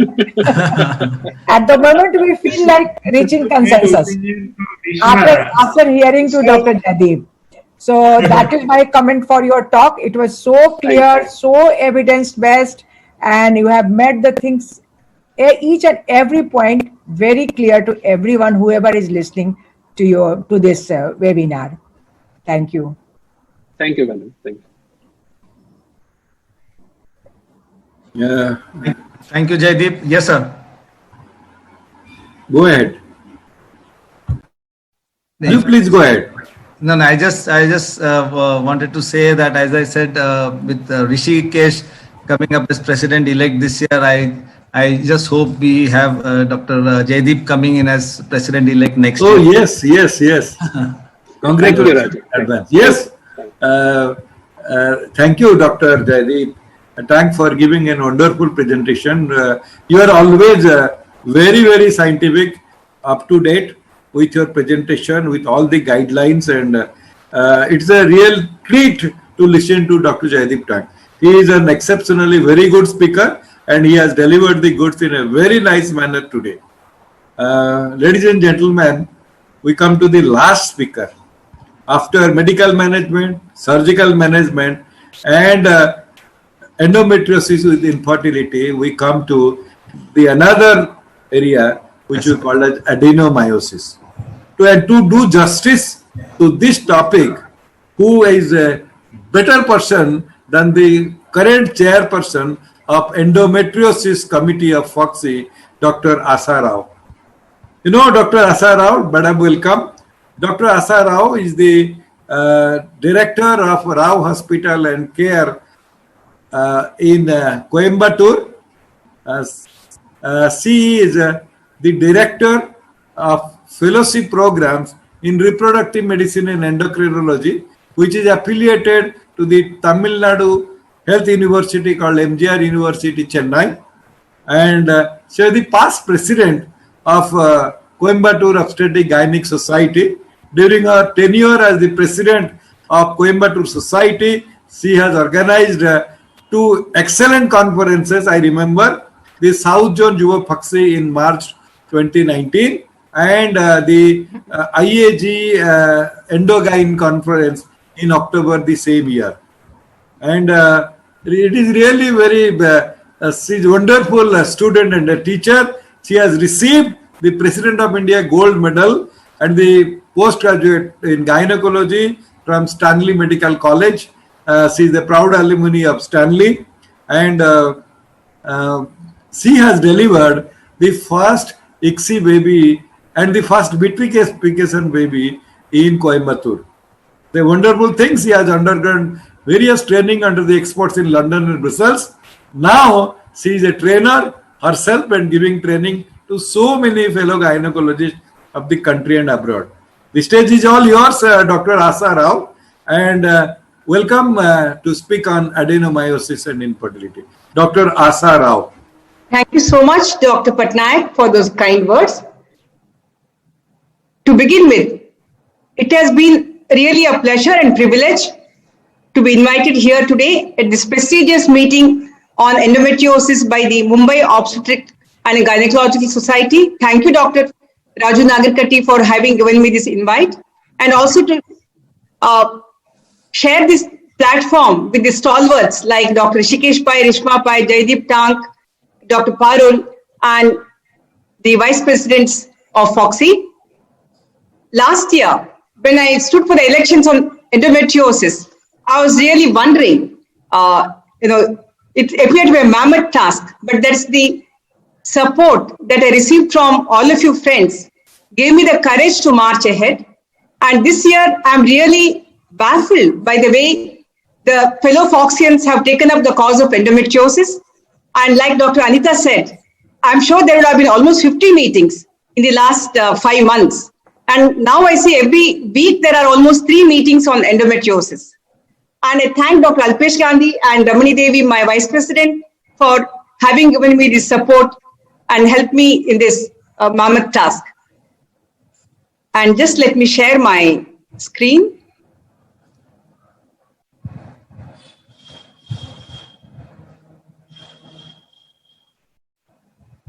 Yeah.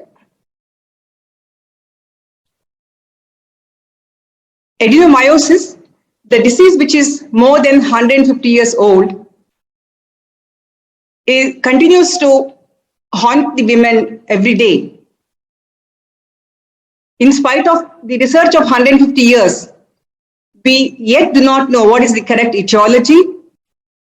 There are so many difficulties in diagnosis, disputes in management, and the way it troubles women with intense pain and menorrhagia in almost 50%. And today, infertility and reproductive dysfunctions are also being added as the new symptoms of adenomyosis. 50% of the women are asymptomatic and seem to be lucky. And the changing trend is alarming because the disease no longer continues to be the disease of women over 40 years and Paris women. It seems to affect 30% of young women, and it's diagnosed in 22% of infertile women less than 40 years undergoing ART. The youngest in the Berslini series was an 18-year-old girl, and we at Rao Hospital had a 19-year-old third-year BE student with grade 3 endometriosis and adenomyosis. Is it because we have shifted our fertile years from 20s to 40s? Or is it just that we have better diagnostic modalities? It is perhaps both. 20% of women with endometriosis concomitantly had adenomyosis, and 28% of subfertile population also seems to be suffering from adenomyosis. And there have been very many studies which have demonstrated that adenomyosis is associated with lower rates of successful implantation and increased risk of pregnancy loss, thus giving rise to significant reduction in live birth rate. So from a disease of Paris women, today it has become a disease of infertile women. And all of us know the definition, the benign invasion of endometrium into myometrium, producing a diffusely enlarged uterus, which microscopically exhibits ectopic non-neoplastic endometrial glands and stroma, surrounded by hypertrophic, hyperplastic myometrium. Here you can see it's a focal adenomyosis and the diffuse adenomyosis.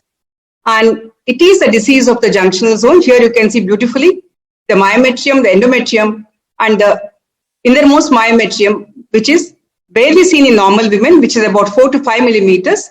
And whenever this junctional zone thickness is wider than 10 to 12 millimeters, you can diagnose adenomyosis. MRI used to be the gold standard for diagnosis of adenomyosis, but today we have very good technology of ultrasound. Even with 2D, you can see the globular asymmetric uterus, irregular cystic spaces, myometrial striations, heterogeneous myometrial areas. If you see 3 out of 7 landmarks, you can confidently diagnose adenomyosis. Here you can see a much enlarged uterus with striations, heterogeneous myometrium. But today I would suggest that the youngsters, most of you have a good ultrasound machine. Try to invest in a 3D ultrasound machine, and you should try to look at every junctional zone and diagnose adenomyosis like this. This is the early infiltration of junctional zone by adenomyosis, and this is focal adenomyosis. So if you diagnose it early, you can tackle it much better rather than diagnosing it with a much enlarged uterus. And this is a cystic adenomyoma in the posterior wall of the uterus.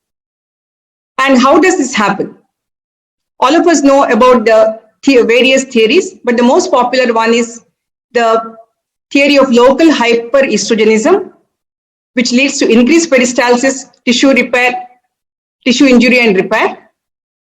So this leads to thickening of the junctional zone and also myohyperplasia. There is reduction in the markers which help in implantation, like FOXO1A, integrins, interleukins, and leukemia inhibiting factor. There is also increasing the factors which are against implantation, like macrophages, interleukin 6, beta-catenin, etc. So apart from the changes at the molecular level, so there is change in the endometrium, as well as there are changes in the myometrium because of the various changes by adenomyosis like inflammation, proliferation, fibrosis, neuroangiogenesis, and the changes in the sex steroid receptors. There is estrogen predominance and progesterone resistance, and all these produce the problems of pain, AUB, and infertility in these women. So apart from molecular changes, the destruction of the junctional zone plays a very big role, and this leads to hyperperistalsis, because normally during ovulation, there are contractions from cervix to fundus and from the fimbria to fundus, favoring gamete transport and fertilization. But due to altered peristalsis, there could be impaired fertilization, impaired implantation, and all this leading to infertility and reproductive dysfunction. Pivers et al. Concluded that the thickness of the junctional zone is the best negative predictive factor for implantation. Whenever it is less than 10 millimeter, the pregnancy rate is 45%, and if it is more than 12 millimeters, the pregnancy rates could drop down to 16% and even 5%. And the amount of damage to the muscle layer and the amount of fibrosis can determine the changes in the plasticity and tonus of the uterus, and it can also change the contour of the endometrial cavity. This is a beautiful paper by Brosens et al. In 2012.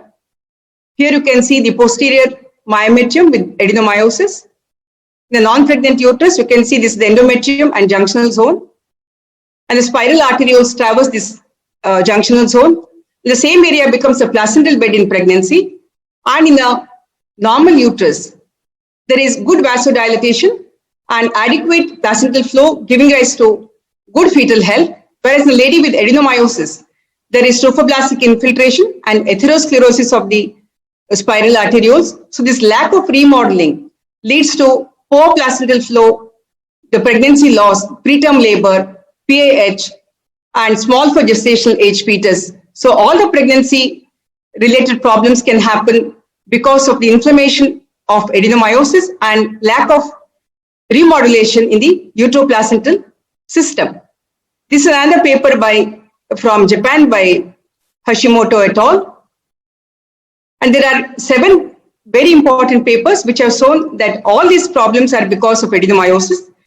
Miscarriage rate could be 32% in women with adenomyosis and 14% in women without adenomyosis.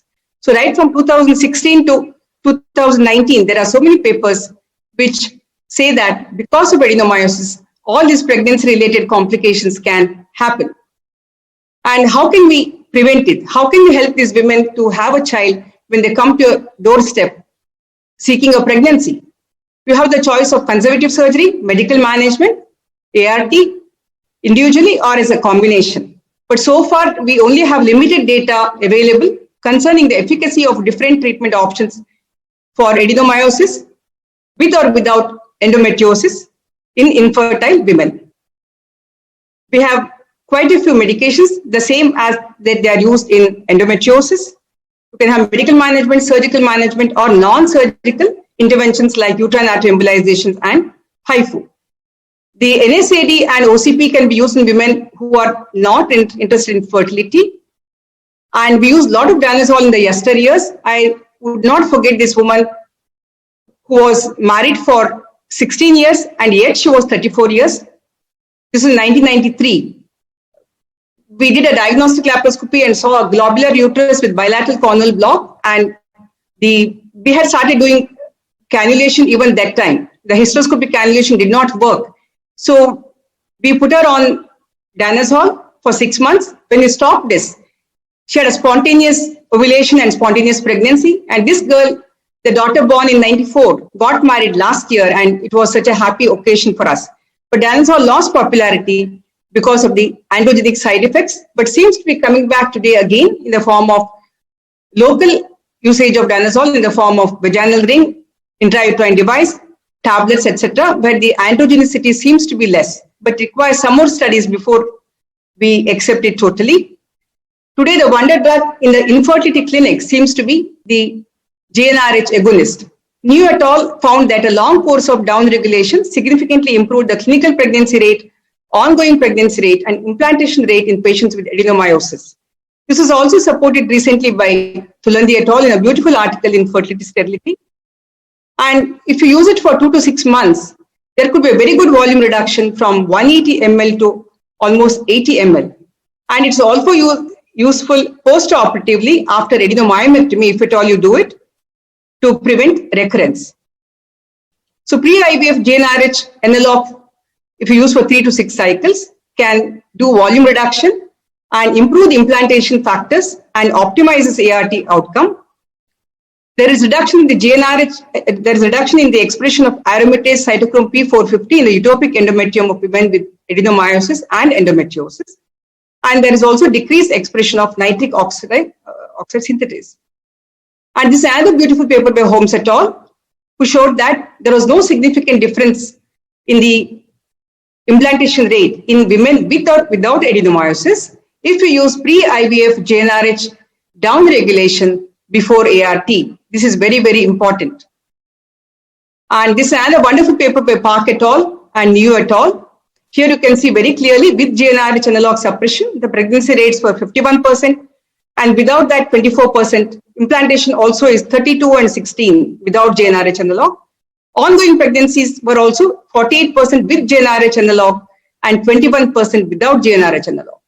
Park et al. Showed that there is increased gonadotropin requirement, but the pregnancy rates were significantly better. Also, another paper by Harada et al. In 2016. This is one of our patients from Rao Hospital who had recurrent implantation failure elsewhere.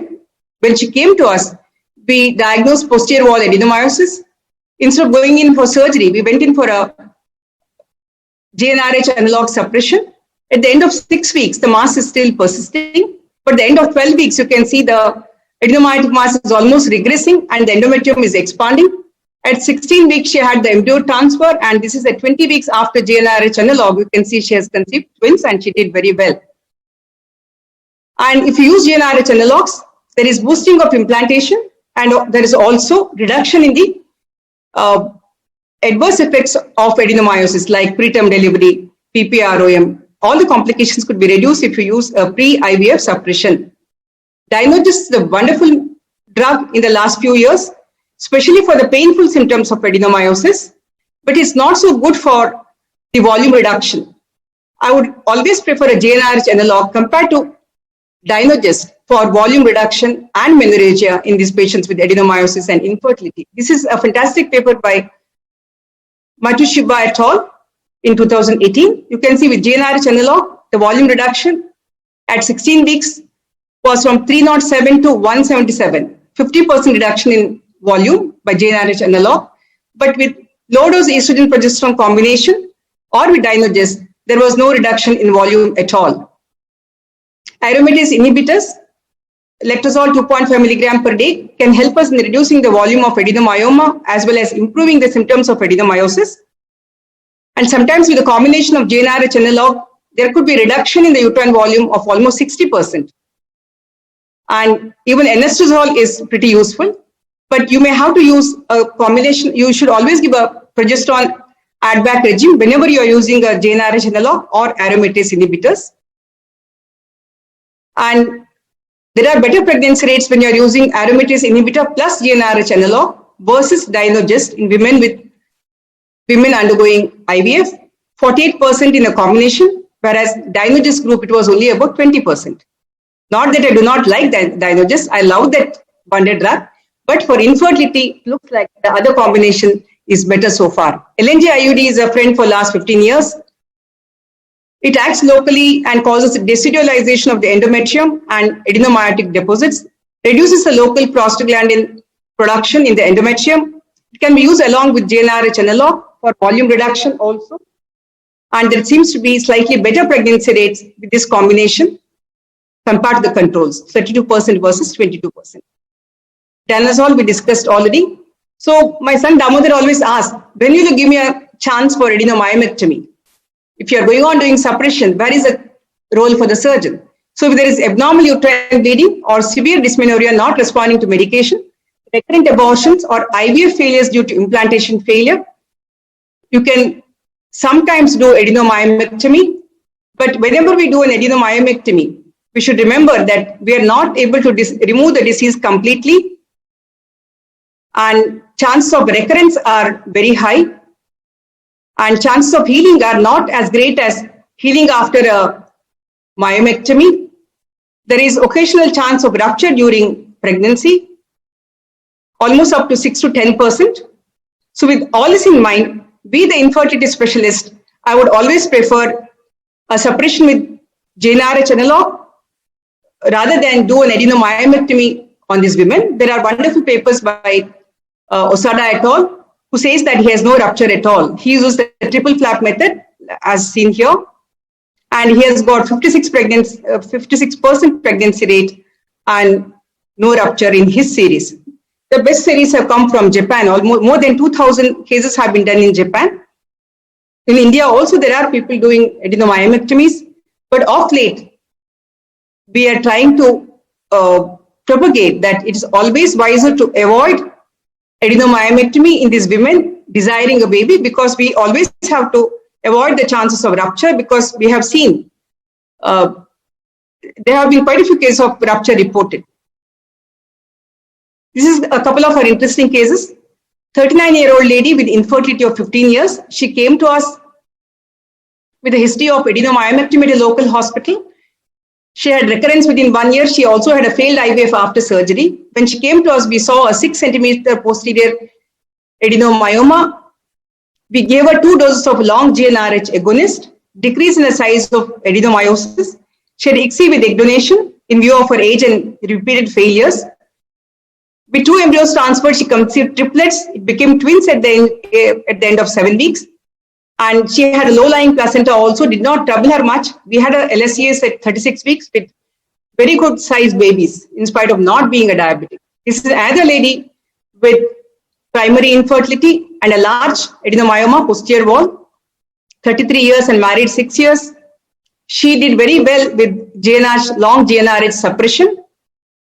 And when we transferred the embryos, this lady also conceived twins. So the implantation is not really affected when you give pre-IVF GnRH analog suppression. This is another lady, 39 years, with secondary infertility of 8 years.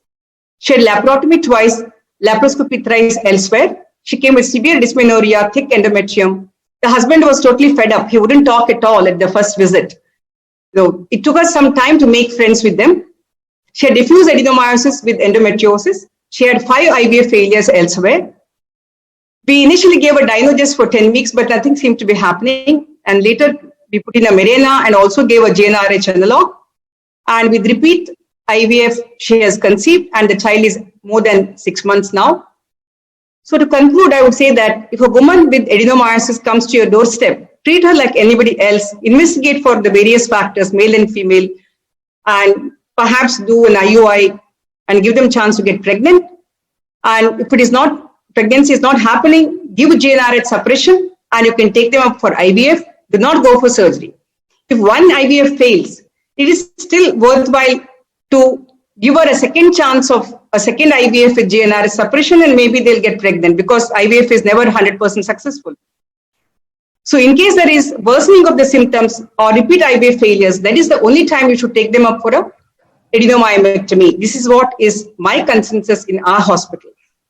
So to conclude, I would say that adenomyosis is a challenging condition to treat in the scenario of subfertility.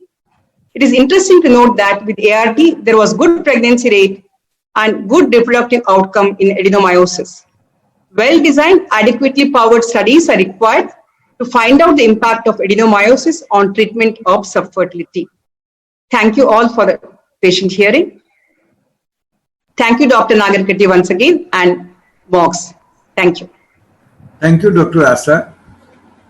This is a very lucid and vivid presentation you have done for adenomyosis and infertility management, which is the problem the patients really suffer with: pain, dysmenorrhea, infertility, so on and so forth. They have 2 problems. I should get rid of my pain, I should have a baby. And these are the 2 things which really hurts, and it's the management by the treating of gynecologist to do the best possible management for that patient. With these few words, I go back to Raju Nagarkatti and Niranjan Chauhan for the question answer session, because there are a lot of questions are there and we cannot let us take few questions for our speakers. And Dr. Rajendra, I think you should start with the questions. Yeah, may I call upon Dr. Niranjan Chauhan? Yeah. Hi. It was a Yes. wonderful presentation by all the speakers, and the count has gone to about 1850. Thank you, Dr. Asha Rao, Dr. Reshma, Dr. Jaideep Tank, and our speaker and the guest of honor, Dr. Rishikesh Pai, and wonderful chairing session by Hara sir and Anita Singh.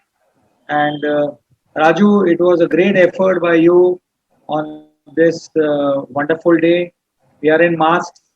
The smiles are not to be seen, but at least in a webinar, we can look at each other and see the wonderful smile and the shine on our faces. That keeps us alive to work as Corona warriors. And I remember all of you. Parul, your lecture was also great, amazing, and I don't want to waste much of a time. There are questions which are being lined up. So I would like to start with Dr. Reshma Pai, madam. Thank you for your patience to be here. As usual, you are the epitome of grace, beauty, and elegance. And I would like to add intelligence, which comes with you. So, madam, how to manage the breakthrough bleeding when patient is on long-term Dynogest. This is from Anuradha Krishnaswamy. Breakthrough bleeding is an issue with almost all medical therapy which we choose to give. Any form of progesterone, even GnRH analog sometime, even levonorgestrel IUD, many of them cause bleeding. So what I typically say is, if there is a little bit of spotting once in a while, you can neglect it. If it's a little heavier than spotting, maybe you can actually stop the drugs, let a full bleeding happen, because sometimes they're amenorrheic for many, many months. So let a period come and then restart the therapy again. But if it's an ongoing process, then maybe we'll have to change the drug, or if it's been going on for a very long time, add a small, like a add back therapy. So, I think it has to be individualized, but intermittent spotting is a problem with almost all medical therapies in few patients. Yes, madam. Thank you so much for that. Does it help by just increasing the dose of Dynogest for a few days? Or would you prefer? Increasing drugs dose and then decreasing it again would again have like a withdrawal type of an effect. So if they're bleeding a little heavier, like more like a half a pad a day or something, then I tell them to just stop the drugs, let a period flow, and then restart a new cycle, and then usually it settles down. Or then, of course, sometimes if it's too bad, they have to change the drug combination. Okay. Thank you. Thank you, Dr. Reshma. Parul Bhai, your videos were excellent, and you showed how to cut the ovarian capsule and then to enucleate it totally, go to the base. So what is your opinion about AMH and the ovarian reserve? Would you prefer to coagulate and use a cautery, or would you use suture material to seal the base or to stop the bleeding from the base of the ovary? And how much would you recommend the cautery to be used in this endometriomas, which you have shown? Okay, see, if it is a spurting bleeder, then you need to coagulate. If it is an ooze, you can just wait for some time. Most of the time it will stop on its own. Maybe you can use a large grasper, which is atraumatic like bowel grasper, and keep it pressed, both walls of the ovary, pressed for a minute or so, and most of the time. So minimal cautery is the fundamental idea. Try and minimize it, and of course suture also helps. So if you feel that there are many users, then rather than coagulating all of them, you just put what I do is figure of 8 stage, trying to take large areas of the redundant wall, and that will stop the bleeding and also close down the raw area. Thank you. Hello Jaideep, nice to see you. After a long time, I think MOGS we had done that wonderful on 17th of May, when Madam had taken over as the MOJ's president on 10th of May, and yourself on female infertility, ovarian reserve, Dr. Rupin Shaha and Dr. Rishikesh Pai's lecture was a wonderful bite. So it was so nice of you to see back. There are a few questions for you also, Jaideep. So this will be related to infertility. Uh, should we continue infertility treatment with Dynogest? This is Dr. Sudha. And Dynogest dose and duration, and which age group is suitable for this medicine? This is asked by Dr. Reema. Then one more question I would like to add here. It is related to endometriosis. How long GnRH analogs can be given for endometriosis? This is by Dr. Veena. Okay. Yes, Thank you, sir. Niranjan. I'll take the second one first. How long can you give GnRH in endometriosis? Again, you have to differentiate whether you're going to use it for fertility or for pain. It's not that I disagreed with anything which Dr. Parul said, but being a person who does a lot of IVF, I'm very, very sensitive when it comes to ovarian reserve. The point I'm trying to make here is that if you're using GnRH for infertility, then use it for 3 months, wait for a withdrawal, and then subject the patient to either IUI or IVF, whichever treatment you have chosen. If you are using it for pain, you can potentially use it for 6 to 9 months. And if the patient gets symptoms of a withdrawal or menopause like symptoms because of the GnRH, you can give a small dose of add back estrogen therapy because there is good data to show that adding back that small amount of estrogen will not predispose the patient to a recurrence of endometriosis. Regarding the first question, can you use Dynogest with fertility therapy? The short answer is no. For the long answer about the other parts of the question in terms of how long to use it and so on, I'm going to refer it to Rishma because she spoke on it. Madam, your comment, please. I actually, the studies which I did present, about 15 months, there are many studies. So, and it's doing very well, fairly safe. Like I said, the only negative you see is a slight reduction in BMD, but this gets reversed once you stop the drugs, and it really doesn't increase the fracture risk. So unless you give longer than that, maybe a consideration of add-back therapy will arise, but till then it's not required. So up until now, we have good studies for about 15 months. Just a comment on what Jaideep said. Jaideep, you said that 3 months of GnRH analog, and then you wait for the period and then start the treatment. So my question is, why wait for a period? If you're going for IVF, why not start right away? Okay, thank you, Rishma. That's a very interesting question and something which I have personally grappled with. I have not really found evidence for this, but on occasion, when we have started ovarian stimulation without waiting for a withdrawal, we found that the response has uniformly been quite poor. So I divide the patients into two. There are patients who are going to go for a recipient cycle or a frozen embryo transfer cycle after a GnRH injection. In those cases, of course, you don't have to wait for the period. In fact, you can take advantage of the fact that they are downregulated, give them estradiol, and then do the embryo transfer. Exactly, yeah. But in patients whom you are going to stimulate, so a fresh ERT cycle, this has been an experience. I don't have evidence to back this up, and I have occasionally done E2 levels while waiting for the period. So, for example, sometimes you know that we give a 3-month depot, but the period may not even come for sometimes 4 and 4.5 months. Absolutely. And sometimes when you do the E2, let's say after 3.5 or 4 months, you find that the E2's already started rising. And then you wonder whether, this patient has actually ovulated and then has just waiting for that post-ovulatory phase to get a period, and whether you can start. I think, without menstruation as a bookmark, if you will, for starting stimulation, I always find it a little difficult to start stimulation. So again, no evidence to back this up, but on occasion when we've had to do a stimulation for patients with a depot and have not waited for the period, we have uniformly found that the response hasn't really been all that great. That's the reason we wait. Maybe too suppressed. Maybe the patient is Absolutely. and require more gonadotropins to stimulate. Yes, that's correct. Yeah. Okay. May I ask one question to Dr. Jaideep? Yes, madam.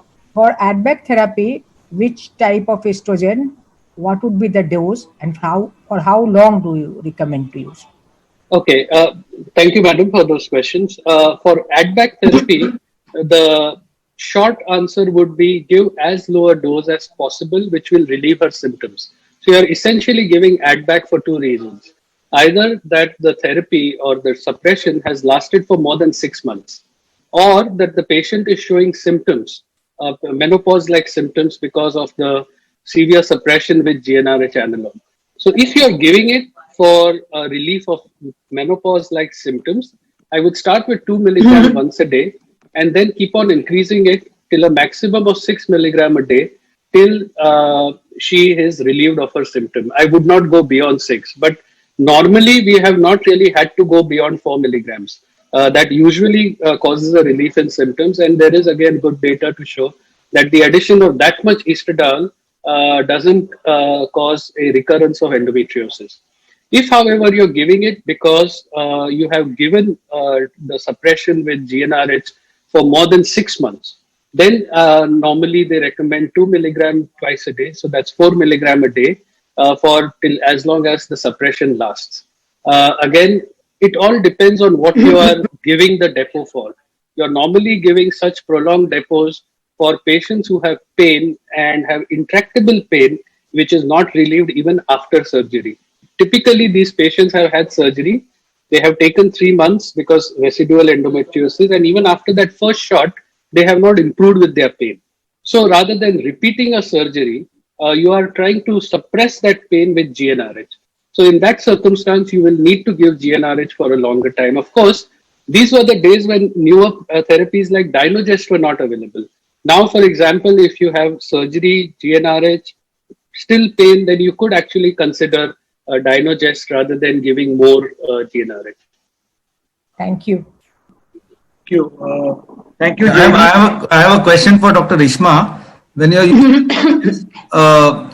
when you give it generally it's recommended for 3 months, is it necessary to wait for a withdrawal, or you can just give it continuously for 6 months or so?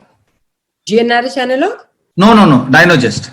Or Dynogest. Actually, there's no recommendation for 3 months. Again, it's depending on what indication you're giving it for. I almost never give withdrawal bleeding because already the patient is not an infertile patient. She's taking it only for pain. So I would give it continuously. There's absolutely no reason to get a withdrawal bleeding in between. In fact, it sometimes, I feel, takes away the benefit that you have achieved in 3 months of amenorrhea. For the psychological reason of not necessary. Explain to the patient, and I think almost all my patients accept long periods of amenorrhea. So even up to 6 months, you give it continuously. Yeah, absolutely. Thank you. Thank you. Many patients are very happy not to get the bleeding and pain. Yeah. They come back with a smile and say, I'm your happy patient. Yeah. Thank you, Dr. Raju, and thank you, Jaideep. We go to the next speaker, Dr. Asha Rao. Your lecture was wonderful, madam, regarding adenomyosis. And there are a few questions. We will go one by one. Medical management for adenomyosis. What would you recommend? Has Dynogest any role in adenomyosis? And if it is having any role, for how much duration you give? And the third question is, after Dynogest, what to do? I would go by the need of the patient. If the patient's need is only pain and not fertility, then you can definitely give them Dynogest. You can also give a choice of intrauterine device. And the third question is how long? If it's pain relief, you can give it for 2 to 3 years, but I would rather switch over to intrauterine device in the meanwhile, which you can have, the lady can have for 5 to 7 years. Many of our patients have done very well with the intrauterine device for 7 years, the same device without removing. I tell them if there is no recurrence of symptoms, then there is no need to remove it even up to 7 years. And in fact, one of my patients, when I told her that I want to remove the intrauterine device at the end of 5 years, she ran away. And she came back after 13 years. She said, I was doing very well. And now that in the last 1 year, her pain had recurred, she had come back. So in the UA Foxy, we presented this tale of Marina of 13 years. Okay. I think you have talked about practical aspect, what has happened in your case, and been done very nicely, well managed. There are a few more questions I would like. Yeah, one question I wanted, madam. You said for infertility, you have been giving it for 3 months, right? The GnRH agonist. And you, GnRH, again, it is a need-based therapy. Not everybody requires long suppression. You can do the egg collection and then you can give a suppression for 3 months and then you can do the embryo transfer. Okay. But in the patient that I showed, where she had a recurrence after an adenomyomectomy elsewhere and the masses were big, 6 centimeters, we gave it for 6 months. Giving for 3 months is not enough because the lady can go in for a preterm delivery because of the mass. Yeah, so you said 12 weeks. Not be in a hurry to go for a embryo transfer. You can suppress it even up to 6 months because if you do a surgery, you have to wait for definitely more than 6 to 8 months. So it is worthwhile without doing surgery, wait for 6 months. Or maybe even a little longer because there are some patients with a little larger uterus. We are now trying to add even letrozole and wait to see how it reacts because there are a couple of girls who have already undergone a surgery. So there is no point in subjecting them to any more surgery. So we are trying a combination of GnRH analog, intrauterine device, plus letrozole also. Okay. Because whenever you use a combination of GnRH and letrozole, you should give a progesterone. Otherwise, you can get follicular cysts and you also have a profound hypoestrogenism. So if you put an intrauterine device, that gives a add-back regime with progesterone, which you don't have to take every day. So, Madam, your talk was also wonderful, madam. You've given a very wonderful insight. One more question about this, the adenomyosis. Like, supposing sometimes the ultrasonographic diagnosis is say a fibroid, and you go in and when you incise, you realize that it is not a fibroid but adenoma. Yes. What would your normally the response be? Would you do a complete wedge resection or would you just debulk it, or what is the normal advice? Once you are in the OT, we are not in the days of diagnostic laparoscopy today. We are always in the days of therapeutic laparoscopy. And whenever there is confusion, we have shifted the ultrasound machine to the theater to see what is the exact size of the lesion. Has something been missed? And once you start debulking, try to do your best, but do not be very enthusiastic to remove everything because you need to have some uterine tissue to left out to suture. So always do a little bit of under surgery rather than over enthusiastic surgery. So once you start laparoscopy, you have to do the debulking, but have enough tissue to do the closure. A good closure in 2 layers, not just a superficial closure, which will lead to rupture uterus. Yeah, exactly. That becomes a problem in adenomyotic patients. Yeah. So thank you all. I think we have covered all the topics. I'll just take names of the doctors which are there. Dr. Rahul Verma, Dr. Karthik, Dr. Reena, Dr. Meenal Mehta, Dr. Geeta Ji, Dr. Sunil. This is Dr. Geeta Ji again, Sana Ansari. I think they are all the same questions regarding Dynogest, about GnRH analogs, about the treatment of infertility, endometrioma's removal, how to remove it. And Dr. Parul has covered all the topics, and wonderfully the way it has gone, we have already crossed more than 1850. And I think this webinar of 4 lectures has gone beyond 2.5 hours. So we have broken all the records. We have gone through all the corners of India, pan-India. And I think that's what we believe. Foxy, we believe. If you desire things to be any different, you are going to have to believe in yourself and your purpose. Until you believe in your gift, your message, your blessings and your greatness, things won't change. Your reality is ultimately a reflection of what you believe is possible for you and what you believe you are currently limited to. Until you believe in yourself, your belief in lack and limitations will continue to create your reality and your results. I think it's very important that self-belief changes everything, and belief in that is going to be better. Train yourself to believe in yourself and blessings instead of believing in your limitations and failures. It was very long, believe, message of love, and I hope that's the spirit which we have amongst us, the Corona warriors. Foxy, it was wonderful to have you and see you. MOGS, we are not going to stop here. We have clarity, conflict to clarity conference, and it's going to be the next weekend, which is going to be on 29 and 30. We got international faculties. We have already tweeted. Please join us, MOGS HQ on Twitter. Dr. Reshma Pai, who is the president and the secretary, Anayata Chauhan, immediate past president, Dr. Jaideep Tang, and it was great to have all of you. We will be joining with you soon. And thank you, Dr. Rajendra Nagarkatti and Dr. Asha Rao. You were the wonderful icons of the endometriosis and midlife committee. And Dr. Anita Singh, Madam, Bihar is strong. Mumbai is strong for Bihar. And Dr. Hara Patnaik, the great man, the vaginal surgeon. And Madam Reshma Pai, thank you so much, Jaideep. It was wonderful to work with you for the next last 1 year. And we see you there as the President Foxy elect. Parul, Kemcho, Saroche, Khuda Hafiz, good night. Shabba Khair, have wonderful dinner. See you soon. Thank you all. Thank you all. Thank you, doctors. Good night. Thank you so for much. summing it up so well, Niranjan. Thank you. Thank you, Dr. Nagarkatti. Thank you, Niranjan, Reshma Pai, Anita. Thank you, Asha madam. Wonderful. Bye bye. Thank you. Bye everyone. And thank you everyone for being there till so late.